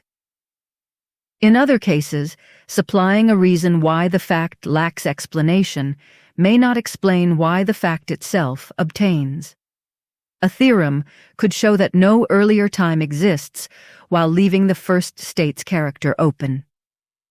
We should not assume that explaining the absence of one explanatory relation supplies the missing explanation of the original fact. A second-order question is a question about another claim, relation, or explanation, rather than directly about the original event or object. The Mystrikal conclusion is that any serious bruteness claim should state its scale. Is the fact wholly or partly brute? Is it brute causally, nomologically, or ground theoretically? Is the candidate one event, one parameter, one law, a plural basis, an explanatory relation, or the totality of reality? Without these details, it is a brute fact sounds decisive while saying surprisingly little. Is an infinite regress a failure? The phrase infinite regress is often used as if it names a contradiction. Sometimes a regress is vicious, but not every infinite sequence is. The natural numbers have no largest member. Between 2 points lie infinitely many mathematical points. Certain explanatory, temporal, or causal structures may be infinite without formal inconsistency. The relevant issue is not the presence of infinity alone. It is whether the regress performs the explanatory task. A regress is vicious when its endless structure prevents the proposed explanation or justification from doing the job it was meant to do.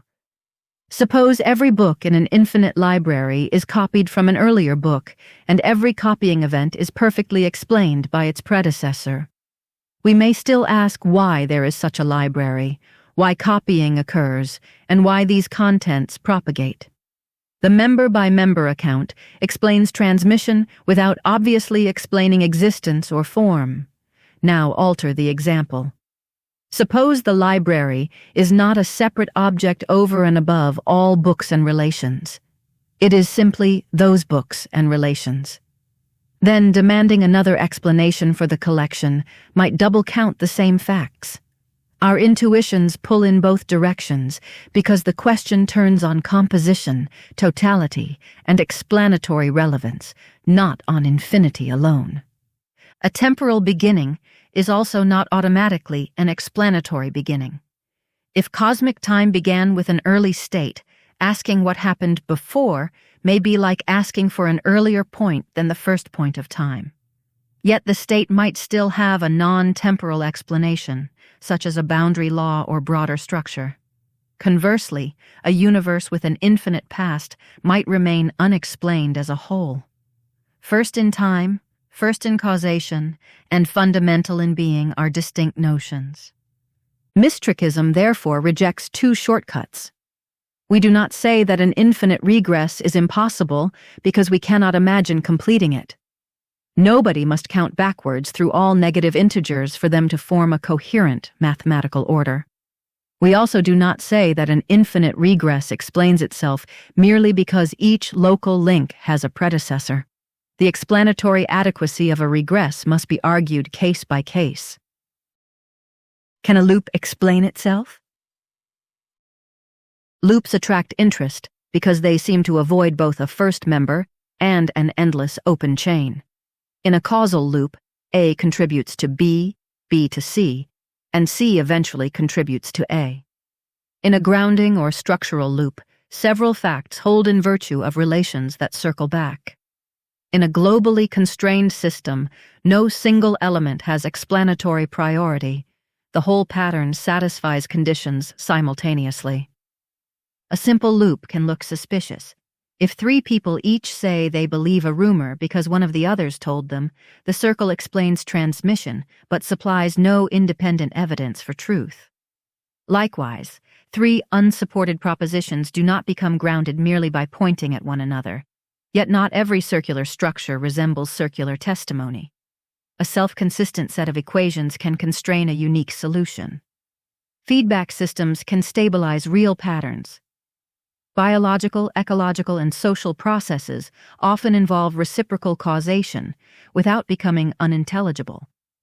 The decisive questions are whether the loop is well defined, whether it is possible, whether it uniquely or strongly constrains the facts, whether it predicts observations, and whether the total loop requires an external condition.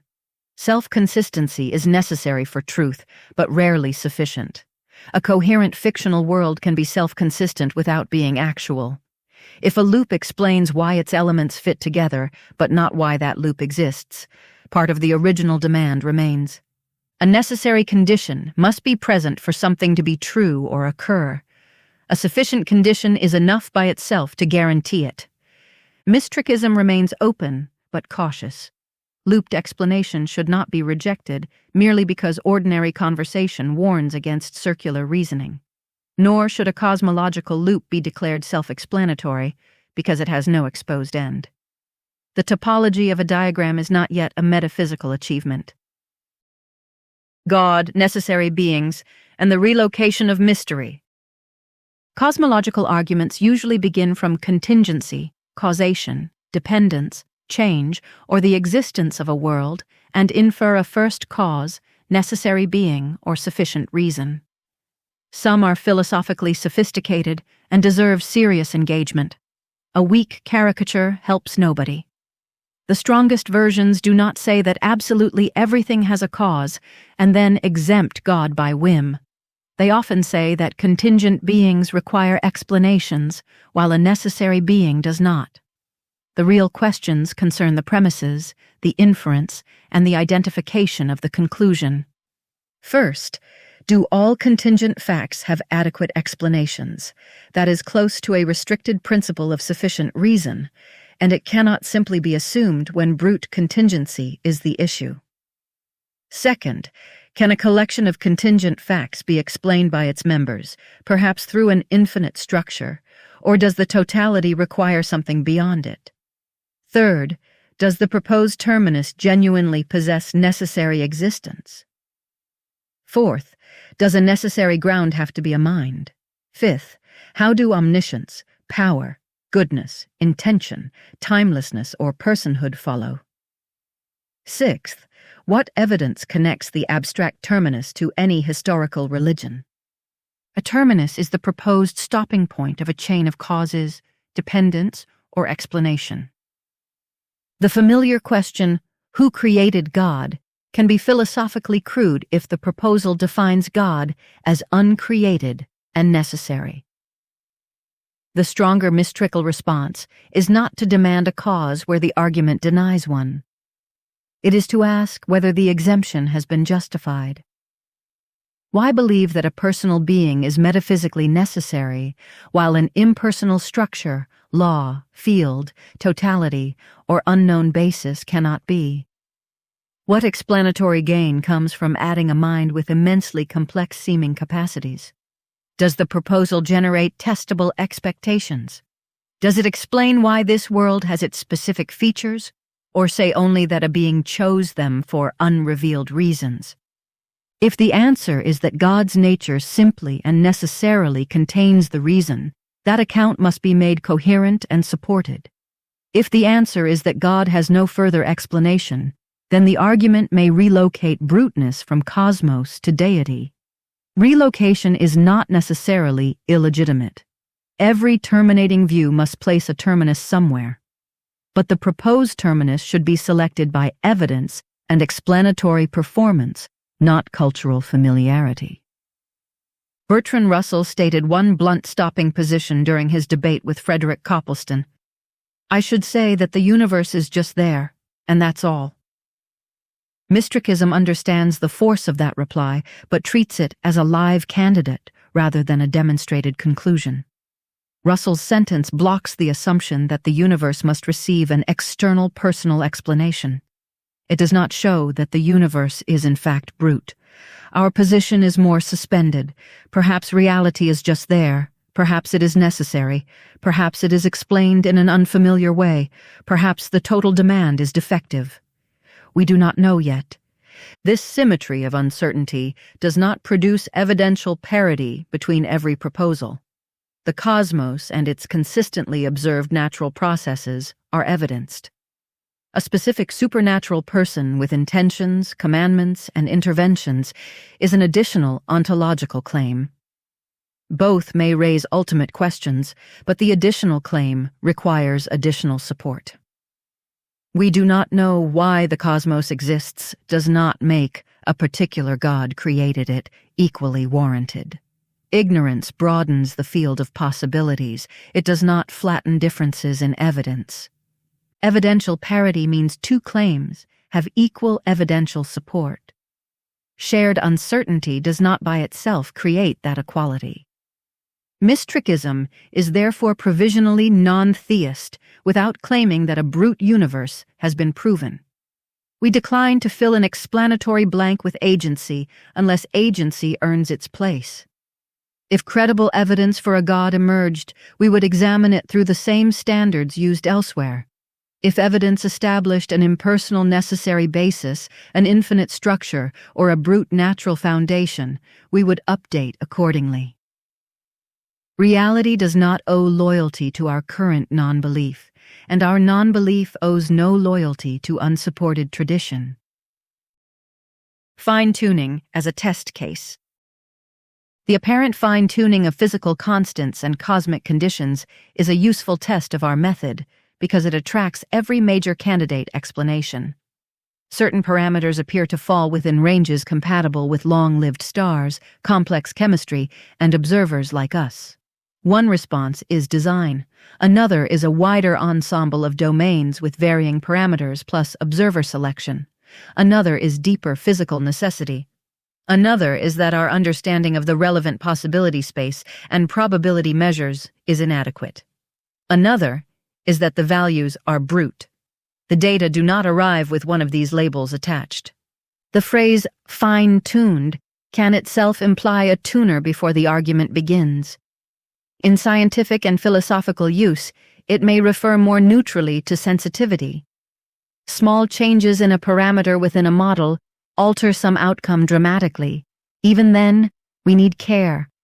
Which parameters are genuinely independent? Which range and probability distribution are justified? Could changes co-vary? Are life and observers possible only in forms we know? Is the model complete?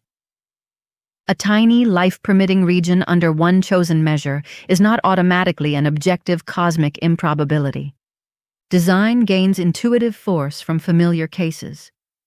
If we find a watch in a field, organized parts serving a function point towards manufacture because we possess extensive independent knowledge of watchmakers, materials, and competing natural processes. At the cosmic level, we do not possess a sample of designed and undesigned universes.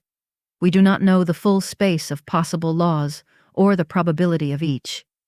An analogy can suggest a hypothesis. It cannot provide the missing comparison class. A comparison class is the relevant group of cases against which a claim, probability, or similarity is assessed. A multiverse may reduce surprise if a well-supported theory independently predicts varied domains and if observers can arise only in a subset. Yet a multiverse must not be invented solely as a hiding place for improbability. Its generating mechanism, distribution, measure, and empirical consequences matter. It may also shift the question to why the multiverse generating structure exists. That would not make it useless. A deeper explanation can be valuable even when it leaves a deeper layer open. Necessity would offer an especially strong answer if one could show that the constants could not coherently differ. At present, mathematical consistency alone has not established one unique, complete physical world. Bruteness has not been ruled out by the available arguments or evidence, but declaring the constants brute because present theory treats them as inputs would be premature. Fine-tuning therefore illustrates the Mystrikal posture. Define the explanandum, compare hypotheses, expose hidden probability assumptions, seek discriminating evidence, and suspend judgment where the evidence does not decide. Quantum events as a test case. Quantum mechanics is often invoked as proof that nature contains brute events.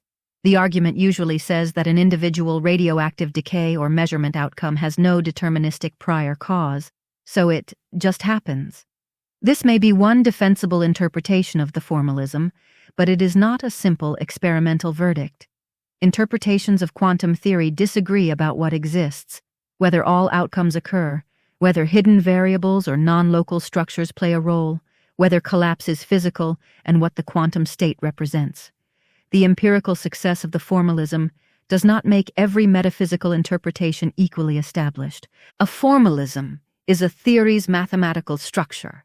An interpretation proposes what that mathematics says exists and happens. Hidden variable accounts propose additional underlying variables not represented in the standard quantum state and intended to help specify outcomes or probabilities. Non-local means that relevant dependencies are not confined to nearby interactions. Collapse is the proposed transition from a range of possible outcomes to one recorded outcome in some interpretations. Even if an individual event is fundamentally indeterministic, several explanatory layers remain. The system's state, interaction, possible outcomes, probability distribution, conservation constraints, and statistical pattern may be explained by the theory. We can explain why this isotope has a characteristic half-life without predicting the exact decay time of one nucleus. The missing deterministic selector may be ontologically absent, epistemically hidden, or misconceived. Calling the individual outcome brute should specify whether we mean uncaused, not uniquely determined, not lawfully explained, or wholly without ground. The reverse lesson is equally important. A hidden deterministic account would not automatically answer why that account, its state, and its laws obtain. Quantum indeterminism cannot prove ultimate bruteness, and determinism cannot eliminate it. The deepest brute fact question survives either interpretation because it concerns the explanatory status of the total structure as well as events inside it. Mystrikism therefore refuses to recruit quantum mechanics as a ceremonial ally for metaphysical certainty. Quantum theory is one of humanity's most successful predictive frameworks. Its philosophical interpretation remains contested. We should respect what experiments establish, distinguish it from ontology added by interpretation, and avoid using the word quantum as permission for mysticism, supernatural causation, or careless claims of cosmic randomness. Could evidence ever support a brute fact claim? There is a serious epistemic challenge. If a brute fact is defined by the non-existence of any further explanation, how could finite investigators establish that absence? We cannot inspect every possible theory, every inaccessible domain, every conceptual framework, or every form of explanation. This means claims of absolute bruteness deserve unusually modest confidence. It does not mean the concept is meaningless or that evidence is irrelevant. Evidence for bruteness would probably be indirect and comparative. A mature theory might derive many apparent primitives while leaving one invariant remainder across independently successful formulations. Repeated attempts at deeper explanation might produce no additional predictions or merely restate the same structure. No-go theorems might rule out broad classes of proposed explanations under explicit assumptions. Competing deeper theories might require greater arbitrariness than the fact they seek to explain. A fact might emerge as necessary for any coherent model satisfying well-supported constraints. These developments could rationally raise confidence that we are near an explanatory boundary. An invariant is a feature that remains unchanged across relevant transformations or formulations. A no-go theorem proves that a class of proposed possibilities cannot work under clearly stated assumptions. Yet each form of support has limits.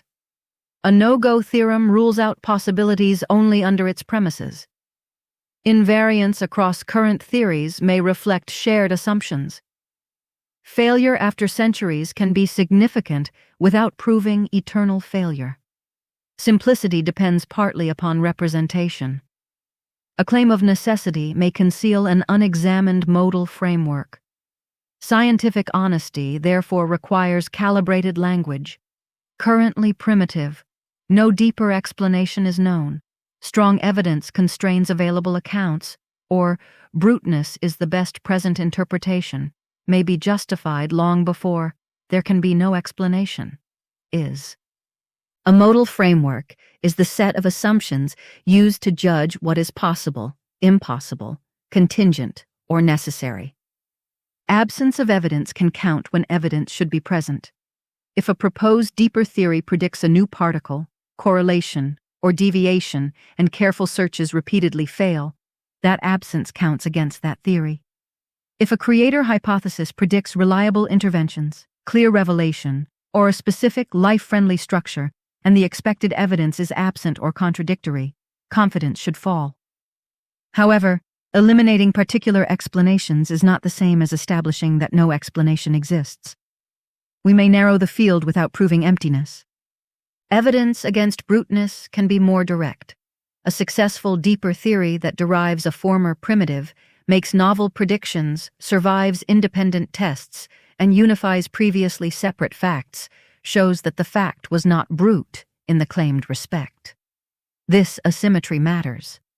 One good explanation can overturn a bruteness claim, while many failed explanations may still fall short of proving bruteness. That is why the burden on a universal negative is high. A universal negative is a claim that no instance or possible case of a specified kind exists. The proper confidence level can still change. We are not forced to choose between certainty and total agnosticism. Hume's standard remains apt. A wise man, therefore, proportions his belief to the evidence. If decades of diverse inquiry converge on an explanatory boundary, provisional belief in bruteness may become reasonable. If a deeper theory succeeds, that belief should yield. Mystrikism is dogmatic about honest method, not about preserving a preferred metaphysical ending. Testing, brute fact. Claims through Roe-Vertolf, standards of evidence and reasoning. Our epistemic standards provide a practical way to examine these claims and their proffered evidence. Roverttelf, Roe-Vertolf, is not an incantation and not a machine that outputs truth. It is a disciplined set of questions concerning reliability, objectivity, verification, reproducibility, relevance, trustworthiness, transparency, empiricism, where applicable, logical coherence, and falsifiability, where scientifically applicable. A metaphysical question may not satisfy each standard in the same way as a laboratory claim, but none should be ignored without explanation. Reliability asks whether the methods or evaluative procedures used to produce and assess evidence are applied with sufficient stability under materially comparable conditions. In philosophical inquiry, this includes applying comparable evidential thresholds to comparable cases. If a method declares facts brute only when they threaten a favored worldview, or treats the same kind of explanatory gap as temporary in natural science but final. When a theological conclusion is desired, the procedure is not being applied reliably. The thresholds should remain consistent unless a relevant difference justifies changing them, and uncertainty about those thresholds should be stated. Objectivity asks us to resist relevant bias. Humans dislike unfinished stories, detect agency readily, protect identities, and confuse familiarity with probability. A naturalist can be biased towards an elegant impersonal stopping point, just as a theist can be biased towards a cosmic person. Objectivity does not mean having no perspective. It means designing inquiry so that personal preference has less power over the result. Verification asks whether independent roots can confirm the premises and implications. A claimed primitive in physics gains credibility when different experiments, mathematical approaches, and observations converge. A purely private revelation that announces the universe's ultimate ground offers no comparable verification. Philosophical arguments can also be checked. Definitions can be clarified, inferences formalized, counterexamples tested, and hidden assumptions exposed. Reproducibility asks whether sufficiently similar findings independently re-emerge under materially comparable conditions, where feasible. We cannot rerun the creation or totality of reality under laboratory control. We can, however, reproduce measurements of constants, test consequences across domains, repeat analyses, and see whether other investigators reach the same results from shared evidence. Where literal reproduction is impossible, the limitation should be stated rather than disguised. Relevance asks whether the evidence bears on the specific claim. The beauty of an equation may support its usefulness as a research clue, but beauty alone does not establish metaphysical necessity. A personal feeling of cosmic presence may be psychologically real and meaningful, but it is not by itself evidence that a personal cosmic mind exists. The success of local explanations supports continued inquiry. It does not deductively settle the global architecture of explanation. Trustworthiness concerns earned source credibility. Expertise matters, but no philosopher or physicist can pronounce a brute fact into existence. We prefer primary scholarship, transparent arguments, recognized evidence, and sources with records of correction. Authority can guide attention and help us understand technical work. It cannot replace reasons. Even a thinker aligned with Mystrikal values may be wrong, and a thinker who rejects our worldview may identify a genuine problem. Transparency asks whether methods, assumptions, definitions, and uncertainties are inspectable. A claim that everything must have a reason should reveal what counts as a thing and a reason. A model that calls a constant inevitable should show the derivation. A claim that a god explains existence should specify the god's relevant properties and how the inference works. Opacity can hide equivocation, especially between cause, ground, law, reason, necessity, and description. Equivocation occurs when an argument shifts between different meanings of the same word as though the meaning had remained unchanged. Empiricism, where applicable, requires contact with observation and measurement. Ultimate metaphysics cannot be reduced to a single experiment, but proposed world pictures can carry empirical consequences or fit the total evidence better or worse. Cosmological data, particle physics, the structure of laws, cognitive science, and the historical success of explanatory methods constrain responsible speculation. Metaphysics, untethered from everything observable, becomes difficult to distinguish from imaginative fiction. Logical coherence asks whether the account is internally consistent and whether the conclusion follows. Every contingent being has an explanation does not entail there is one personal necessary being without further premises. No cause is known does not entail there is no explanation. An event is random does not entail its probability law is brute. Contradictions and equivocations cannot be repaired by emotional conviction. Falsifiability, where scientifically applicable, asks what would count against a claim. Some metaphysical claims may not be directly falsifiable in Karl Popper's scientific sense, and it would be crude to declare every non-falsifiable philosophical proposition meaningless. Still, a claim insulated from every possible observation has little empirical content. We should ask what could lower our confidence, what rival accounts predict, and whether the claim risks anything. If no evidence, argument, or contradiction could ever alter a person's conclusion, the position is no longer functioning as inquiry. Together, these standards prevent two opposite forms of self-deception. They stop us declaring a brute fact because we are tired of looking. They also stop us insisting upon endless hidden explanations solely because our worldview demands them. Richard Feynman's warning is useful. The first principle is that you must not fool yourself, and you are the easiest person to fool. A Mystrik applies that warning most firmly where the desired answer feels obvious. Human limits and reality's limits. Karl Popper wrote, "Our knowledge can only be finite, while our ignorance must necessarily be infinite."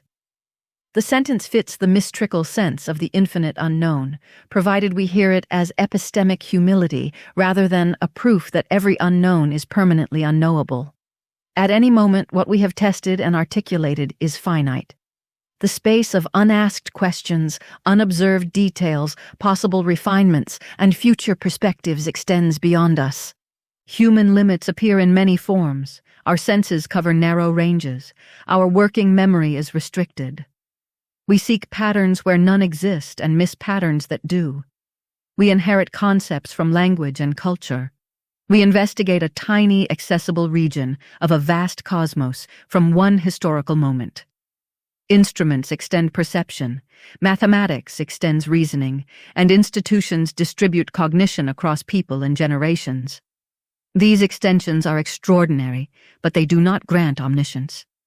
Practical unpredictability also differs from bruteness.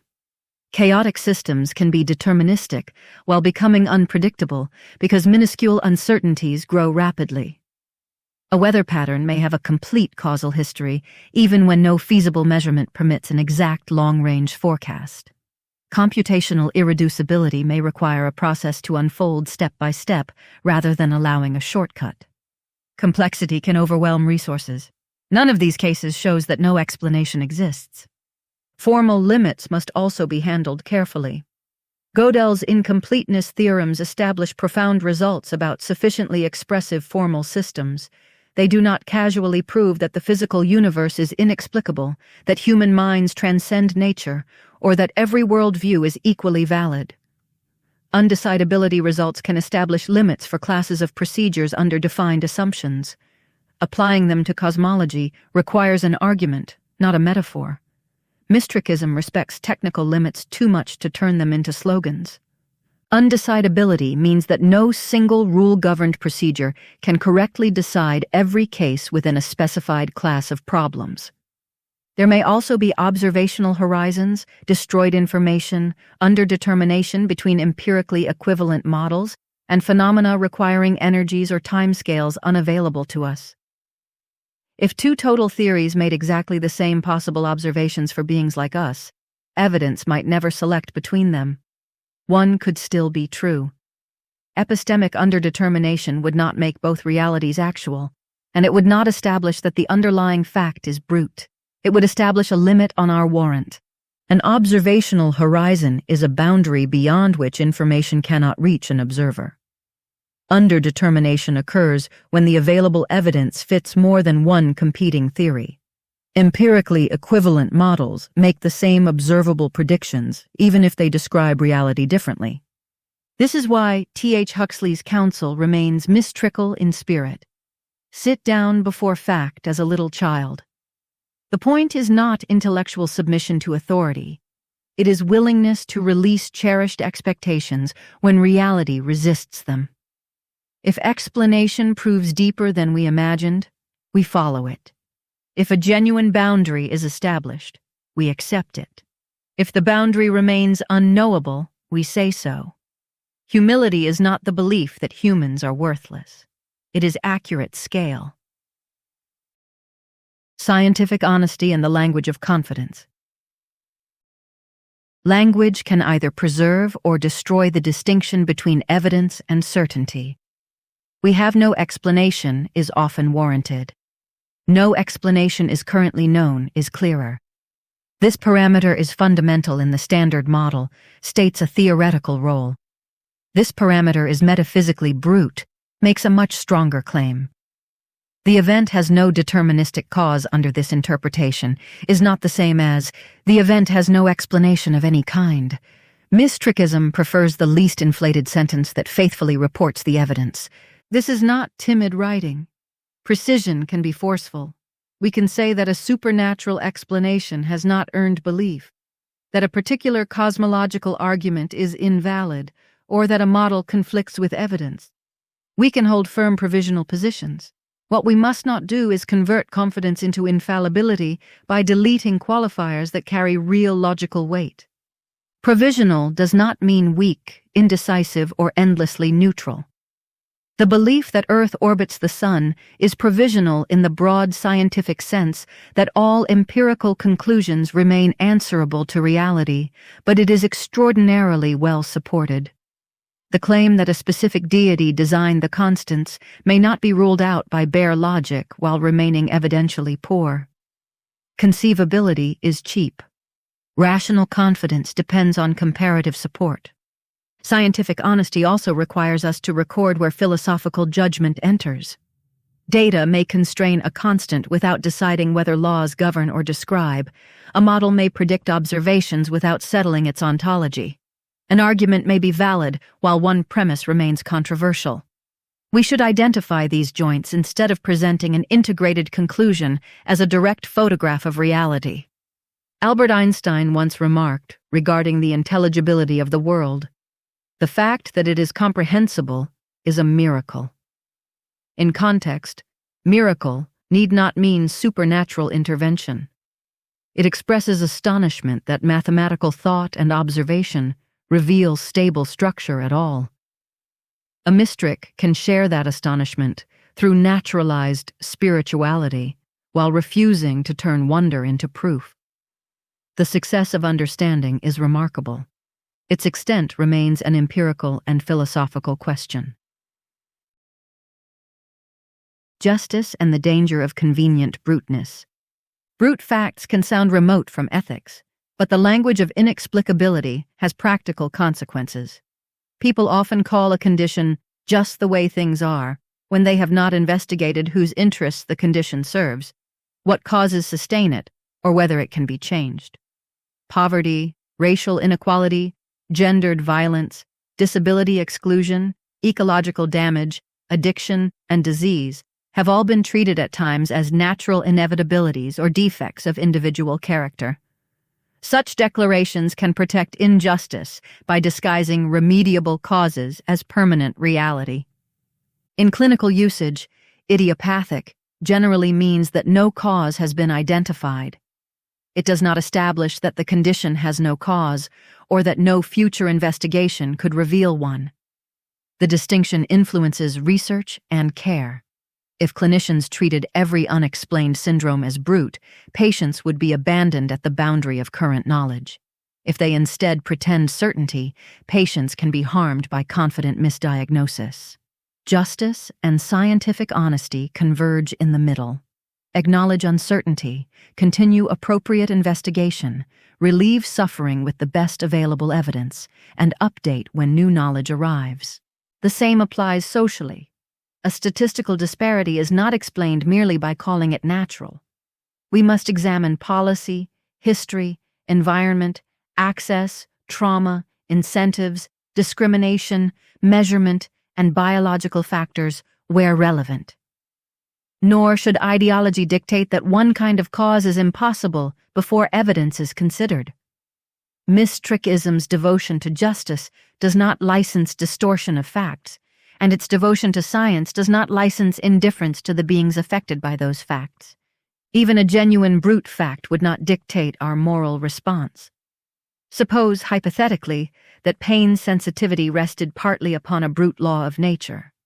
It would not follow that preventable pain should be ignored. Gravity may be fundamental or even brute. We still build railings. Mortality may arise from deep natural constraints. We still practice medicine, comfort the dying, and protect life. An is does not generate an ought without values and goals. A brute fact about reality would not justify a brutal response. The is-ought distinction separates descriptive claims about what is the case from normative claims about what should be done or valued. This point extends to determinism. If harmful conduct is causally determined, it does not become harmless. Understanding causes helps us design prevention, rehabilitation, protection, and fair accountability. If some element of behavior were indeterministic or brute, vengeance would not gain moral legitimacy. Our ethical ends remain the flourishing of sapient beings, sentient life, and ecosystems, pursued through evidence-guided means. Brute facts, meaning, and nihilism. Nihilism here means the view that life lacks genuine meaning, value, or purpose. Some fear that if reality rests upon brute facts, life has no meaning. The inference does not follow. An unexplained foundation would tell us something about explanatory structure, not that love, suffering, curiosity, loyalty, art, knowledge, and justice are unreal. Meaning can arise through relationships, projects, memory, agency as it naturally functions, and the effects lives have upon other lives. A song is not meaningless because acoustics does not contain its purpose as a fundamental constant. The converse inference also fails. A necessary or divinely explained foundation would not automatically grant meaning. We would still need to ask why a creator's preferences are good, why obedience is valuable, how imposed purpose relates to lived meaning, and what should be done when alleged revelations conflict. Cosmic intention is not identical to ethical justification. Mystrikism treats values as arising in and between valuing beings. Our ends are subjectively grounded, while the means of pursuing them should be as methodologically objective and evidence-guided as possible. That position does not wait for the universe to certify compassion in its deepest equations. Once sentient beings can flourish or suffer, reasons for action exist within the value systems we construct, negotiate, and defend. The absence of a cosmic command does not make agony pleasant or fairness useless. Subjectively grounded means that values originate in the needs, experiences, and commitments of valuing subjects. Methodological objectivity means using methods designed to reduce relevant bias and make conclusions answerable to evidence and criticism. If the ultimate basis of reality is brute, our task is not to resent it for failing to narrate us. If the basis is necessary, our task is not to worship necessity. If explanation is infinite, we need not complete it before living responsibly. If the final truth is inaccessible, we can still improve the part of the world within reach. Metaphysical uncertainty does not suspend ethics. There is also a liberating humility in this view. Human beings need not be the purpose of existence to be precious to one another. We are temporary, interdependent patterns capable of discovering galaxies, caring for injured animals, correcting injustice, creating music, and asking why there is anything at all. Those capacities are not diminished by their natural origin. Their fragility can make them more urgent. The infinite unknown and naturalized spirituality. Brute facts stand at one proposed edge of explanation, and that edge can evoke awe. Mystrikism makes room for this response without confusing it with evidence. We deliberately pause before the scale, intricacy, beauty, and strangeness of reality. We call such experiences naturalized spirituality, always in quotes, because they arise through natural brains and bodies while reaching beyond the ordinary rhythms of attention.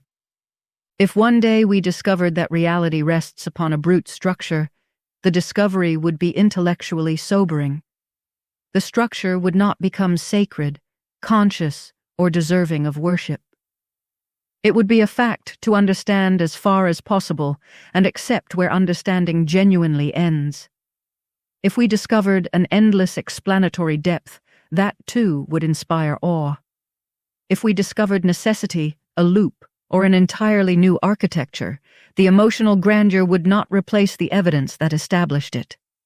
The infinite unknown is dynamic because the boundary between known and unknown changes. Neptune crossed that boundary. Germs, genes, tectonic plates, space-time curvature, and neutrino oscillations crossed it. Each discovery transformed both knowledge and ignorance by opening new questions. The infinite unknown is not a God hiding in the remainder. It has no mind, agency, agenda, awareness, or command. It names our relation to an apparently open-ended frontier, not an entity behind it. Here, infinite expresses the apparently open-ended scale and continually renewing character of the unknown. It is not presented as proof that ignorance forms a mathematically infinite set, that every mystery is permanently insoluble, or that the unknown exists as an independent entity.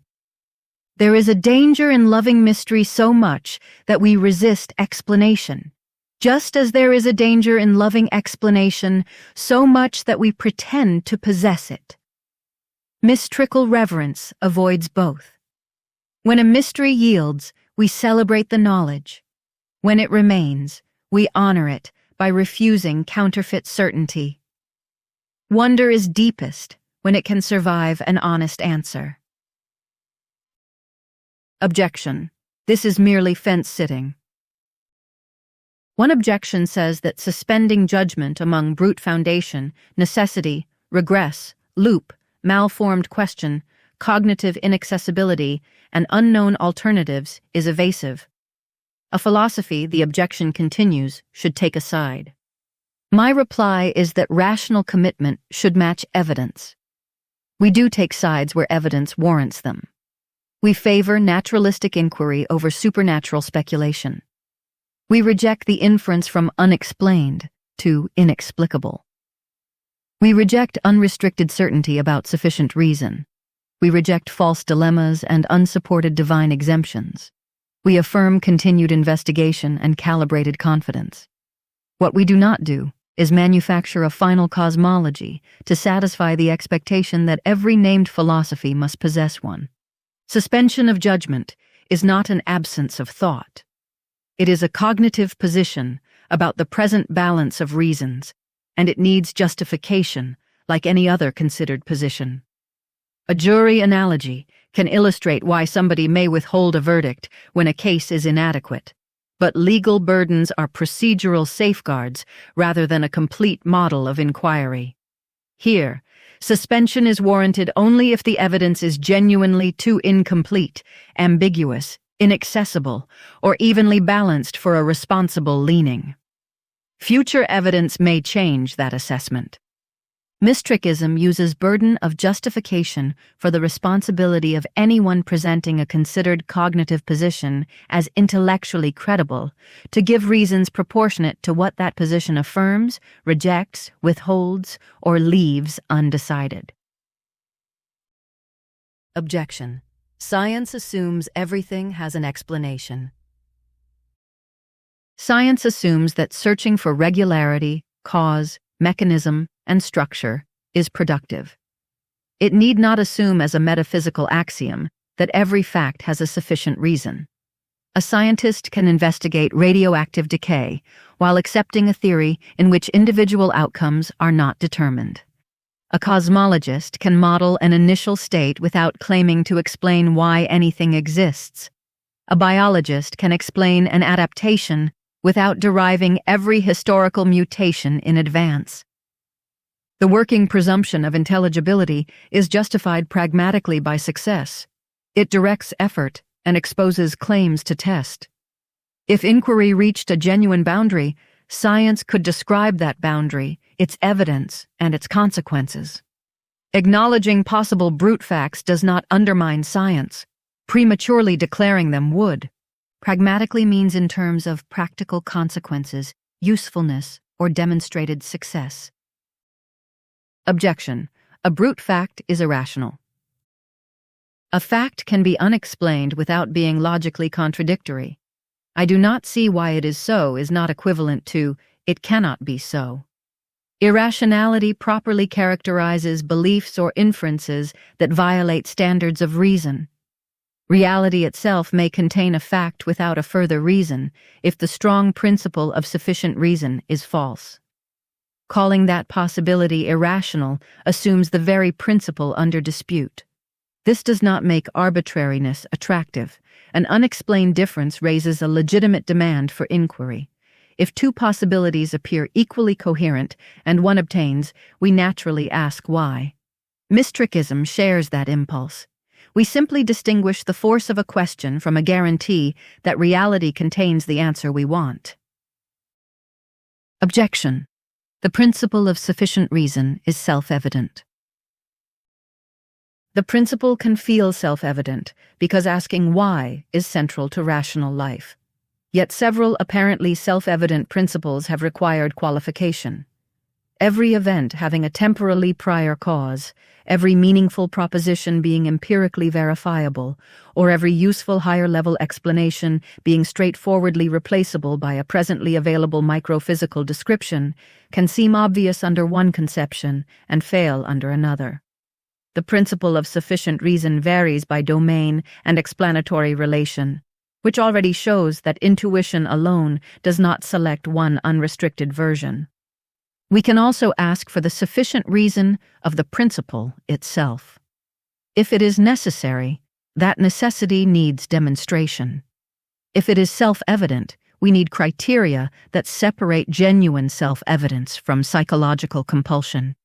If it is justified by the success of inquiry, the support is inductive and provisional rather than exceptionless. None of this disproves the principle. It identifies its burden. Inductive support makes a conclusion more probable on the evidence without guaranteeing it deductively. Objection. Without God, the universe must be a brute fact. This objection presents an incomplete choice. Non-theistic candidates include deeper natural explanation, necessary structure, infinite dependence, global constraint, plural foundations, mathematical or modal accounts, and dissolution of an ill-formed question. A God is one proposal among many, not the logical complement of brute naturalism. The logical complement of a claim is its exact negation. Rejecting one proposal, therefore, establishes another only when the two really are exhaustive opposites. Even if a necessary being were established, further argument would be needed to identify it as a god, and still more to connect it to any religion. Conversely, if every terminating explanation involves some primitive, it does not follow that a personal primitive is superior.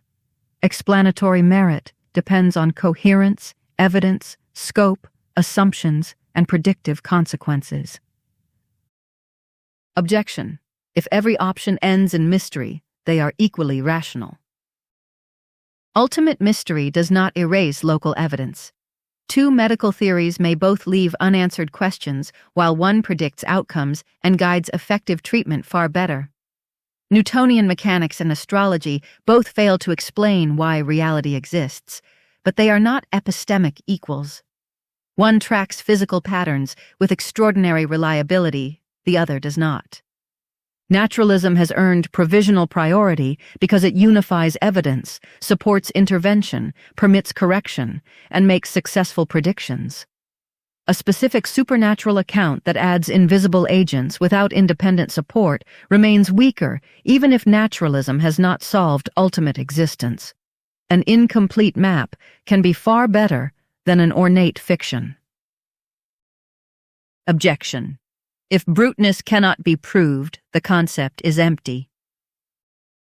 Many meaningful concepts are difficult to establish in particular cases. Causation, consciousness, other minds, lawhood, and necessity all involve philosophical disputes without becoming empty. Bruteness marks a clear conceptual candidate, the absence of a further explanation of a specified kind.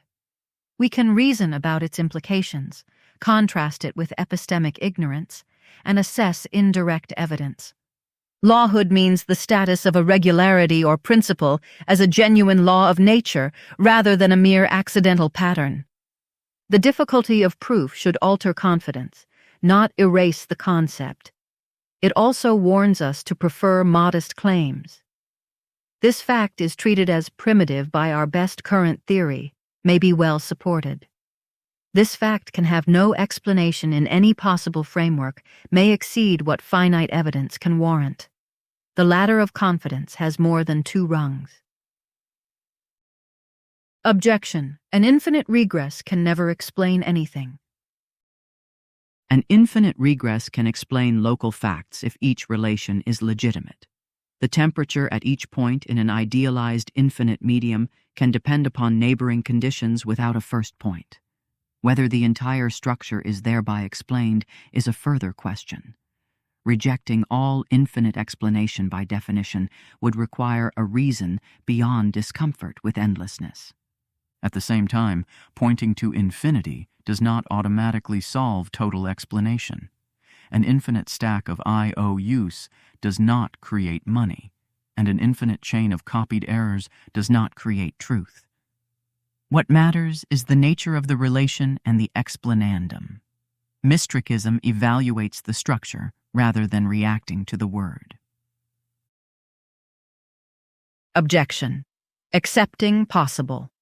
Brute facts destroys. Wonder. Wonder does not require a promise that every mystery will be solved, nor does it require mysteries to remain unsolved. Knowing how stars produce light can deepen rather than flatten the night sky. Understanding evolution can intensify appreciation of life's contingency and kinship. If an ultimate fact were brute, it would still support an immense reality of structure, emergence, consciousness, and discovery. The cheap version of mystery protects itself from explanation. Mystrikal wonder is sturdier. It follows the evidence wherever it leads and finds sublimity in reality as it is. Our current mystrikal perspective. Our current perspective can now be stated plainly. A brute fact is a fact lacking a further explanation of a specified relevant kind. It is an epistemically live ontological proposal, not a synonym for whatever we have not yet explained. Calling it live means that it has not been ruled out. It does not mean that its metaphysical possibility has already been demonstrated. Because causal, grounding, nomological, mathematical, structural, historical, and reason-giving explanations differ, any claim of bruteness must identify which relation is absent. We treat the search for deeper explanations as a strongly justified methodological commitment. The history of inquiry gives us good reason to investigate anomalies, question theoretical primitives, improve instruments, and compare models. We do not transform this earned confidence into a universal metaphysical guarantee. The unrestricted principle of sufficient reason remains a serious but unproven thesis. We provisionally treat reality as natural because naturalistic methods and explanations have earned unmatched predictive, explanatory, corrective, and practical success. Naturalism does not require that every fact be reducible in one simple way, but Mystrikism separately adopts epistemological reductionism for complex phenomena as a strong and revisable working expectation. Higher-level explanations may remain indispensable, while higher-level capacities are provisionally understood as physically realized rather than ontologically independent. Complete human access, causal determination, and ultimate explanation are not guaranteed. A natural brute foundation remains an epistemically live candidate, as do deeper natural structures that avoid bruteness. We keep determinism, explanation, prediction, and bruteness distinct. Deterministic laws could rest on unexplained facts. Indeterministic events could remain probabilistically or structurally explained. An uncaused event is not automatically wholly brute, and a caused event need not possess an ultimate sufficient reason. We keep fundamentality, necessity, contingency, and bruteness distinct. What is primitive in a theory may be derived later. What is fundamental may be necessary or explained in another sense. What is necessary may still be called brute under some definitions. What is contingent may be richly explained. Terminology must follow the substance rather than replace it. We recognize multiple live candidate architectures, a terminating foundation, an infinite regress, a coherent loop or network, a malformed total question, an explanation inaccessible to us, a mixed structure, or an alternative outside current concepts. We assign no final winner without sufficient evidence. Bare conceivability earns consideration, not belief. A claim of genuine metaphysical possibility must itself be defended. We do not treat gods as automatic explanations of existence. Any proposed necessary being must be shown to exist, shown to be necessary, shown to explain, and shown to possess whatever further attributes are claimed. Unknown natural foundations and unknown supernatural agents are not evidentially equal merely because both can be described. The observed natural world is our starting evidence. Any added ontology needs support for what it adds, while the naturalistic decision not to add it must also be defended by showing why the existing account is presently sufficient. We use ROVRRTTELF standards of evidence to discipline every claim. We ask whether reasoning and evidence is reliable, objective, verifiable, reproducible, where feasible, relevant, trustworthy, transparent, empirically connected where applicable, logically coherent, and falsifiable where scientifically applicable. We declare assumptions, distinguish data from interpretation, and state uncertainty in proportion to its real size. We refuse to use bruteness as an excuse for intellectual laziness, social fatalism, or ethical indifference. That is just how things are, has too often protected remediable suffering.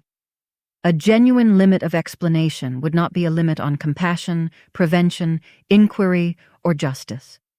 We also refuse to make human emotional needs the measure of cosmic truth. A final explanation might be impersonal. Reality might have no external purpose. A brute fact might exist. None of these would erase the meanings constructed between beings who can value, suffer, understand, and care. Conversely, a necessary cosmic mind would not automatically settle ethics. Above all, our position remains revisable. Evidence for a deeper explanation would defeat a particular claim of bruteness. Strong convergence upon an explanatory boundary could increase rational confidence in it. A successful argument for necessity, infinity, coherence, or question dissolution would deserve acceptance if it survived scrutiny. We seek the best current provisional approximation of objective truth, and reality retains the right to overturn us. At the edge. When I reach the edge of what is currently explained, I try not to confuse the fog with the end of the world. I mark the boundary on the map.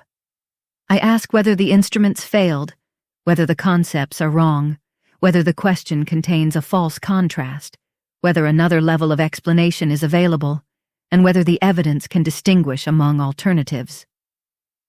Then I keep looking where looking is possible. If no further path appears, I do not paint a god into the fog. I do not write brute fact across it in permanent ink. I do not promise that a hidden road must exist, because I dislike an unfinished map. I say what we know, what we infer, what we merely imagine, and what remains unknown. This is not a cold refusal of wonder. It is the form of wonder that respects its object. Huxley wrote of teaching his aspirations to conform themselves to fact. That is precisely the discipline required here. We may aspire to a reality intelligible without remainder. We may fear or welcome an ultimate given. Our aspiration and fear must conform to fact, not fact to them. Perhaps explanation ends in a brute foundation. Perhaps every apparent foundation opens into another level. Perhaps reality closes upon itself in a structure that makes linear questions inadequate. Perhaps some facts are necessary in a way future minds will demonstrate. Perhaps the deepest answer is permanently inaccessible to minds of our kind. Perhaps the word answer will change as radically as physics changed space and time. At present, each, perhaps, marks a live candidate, not a private certainty or a demonstrated metaphysical possibility. As a mystic, I can live honestly within that openness.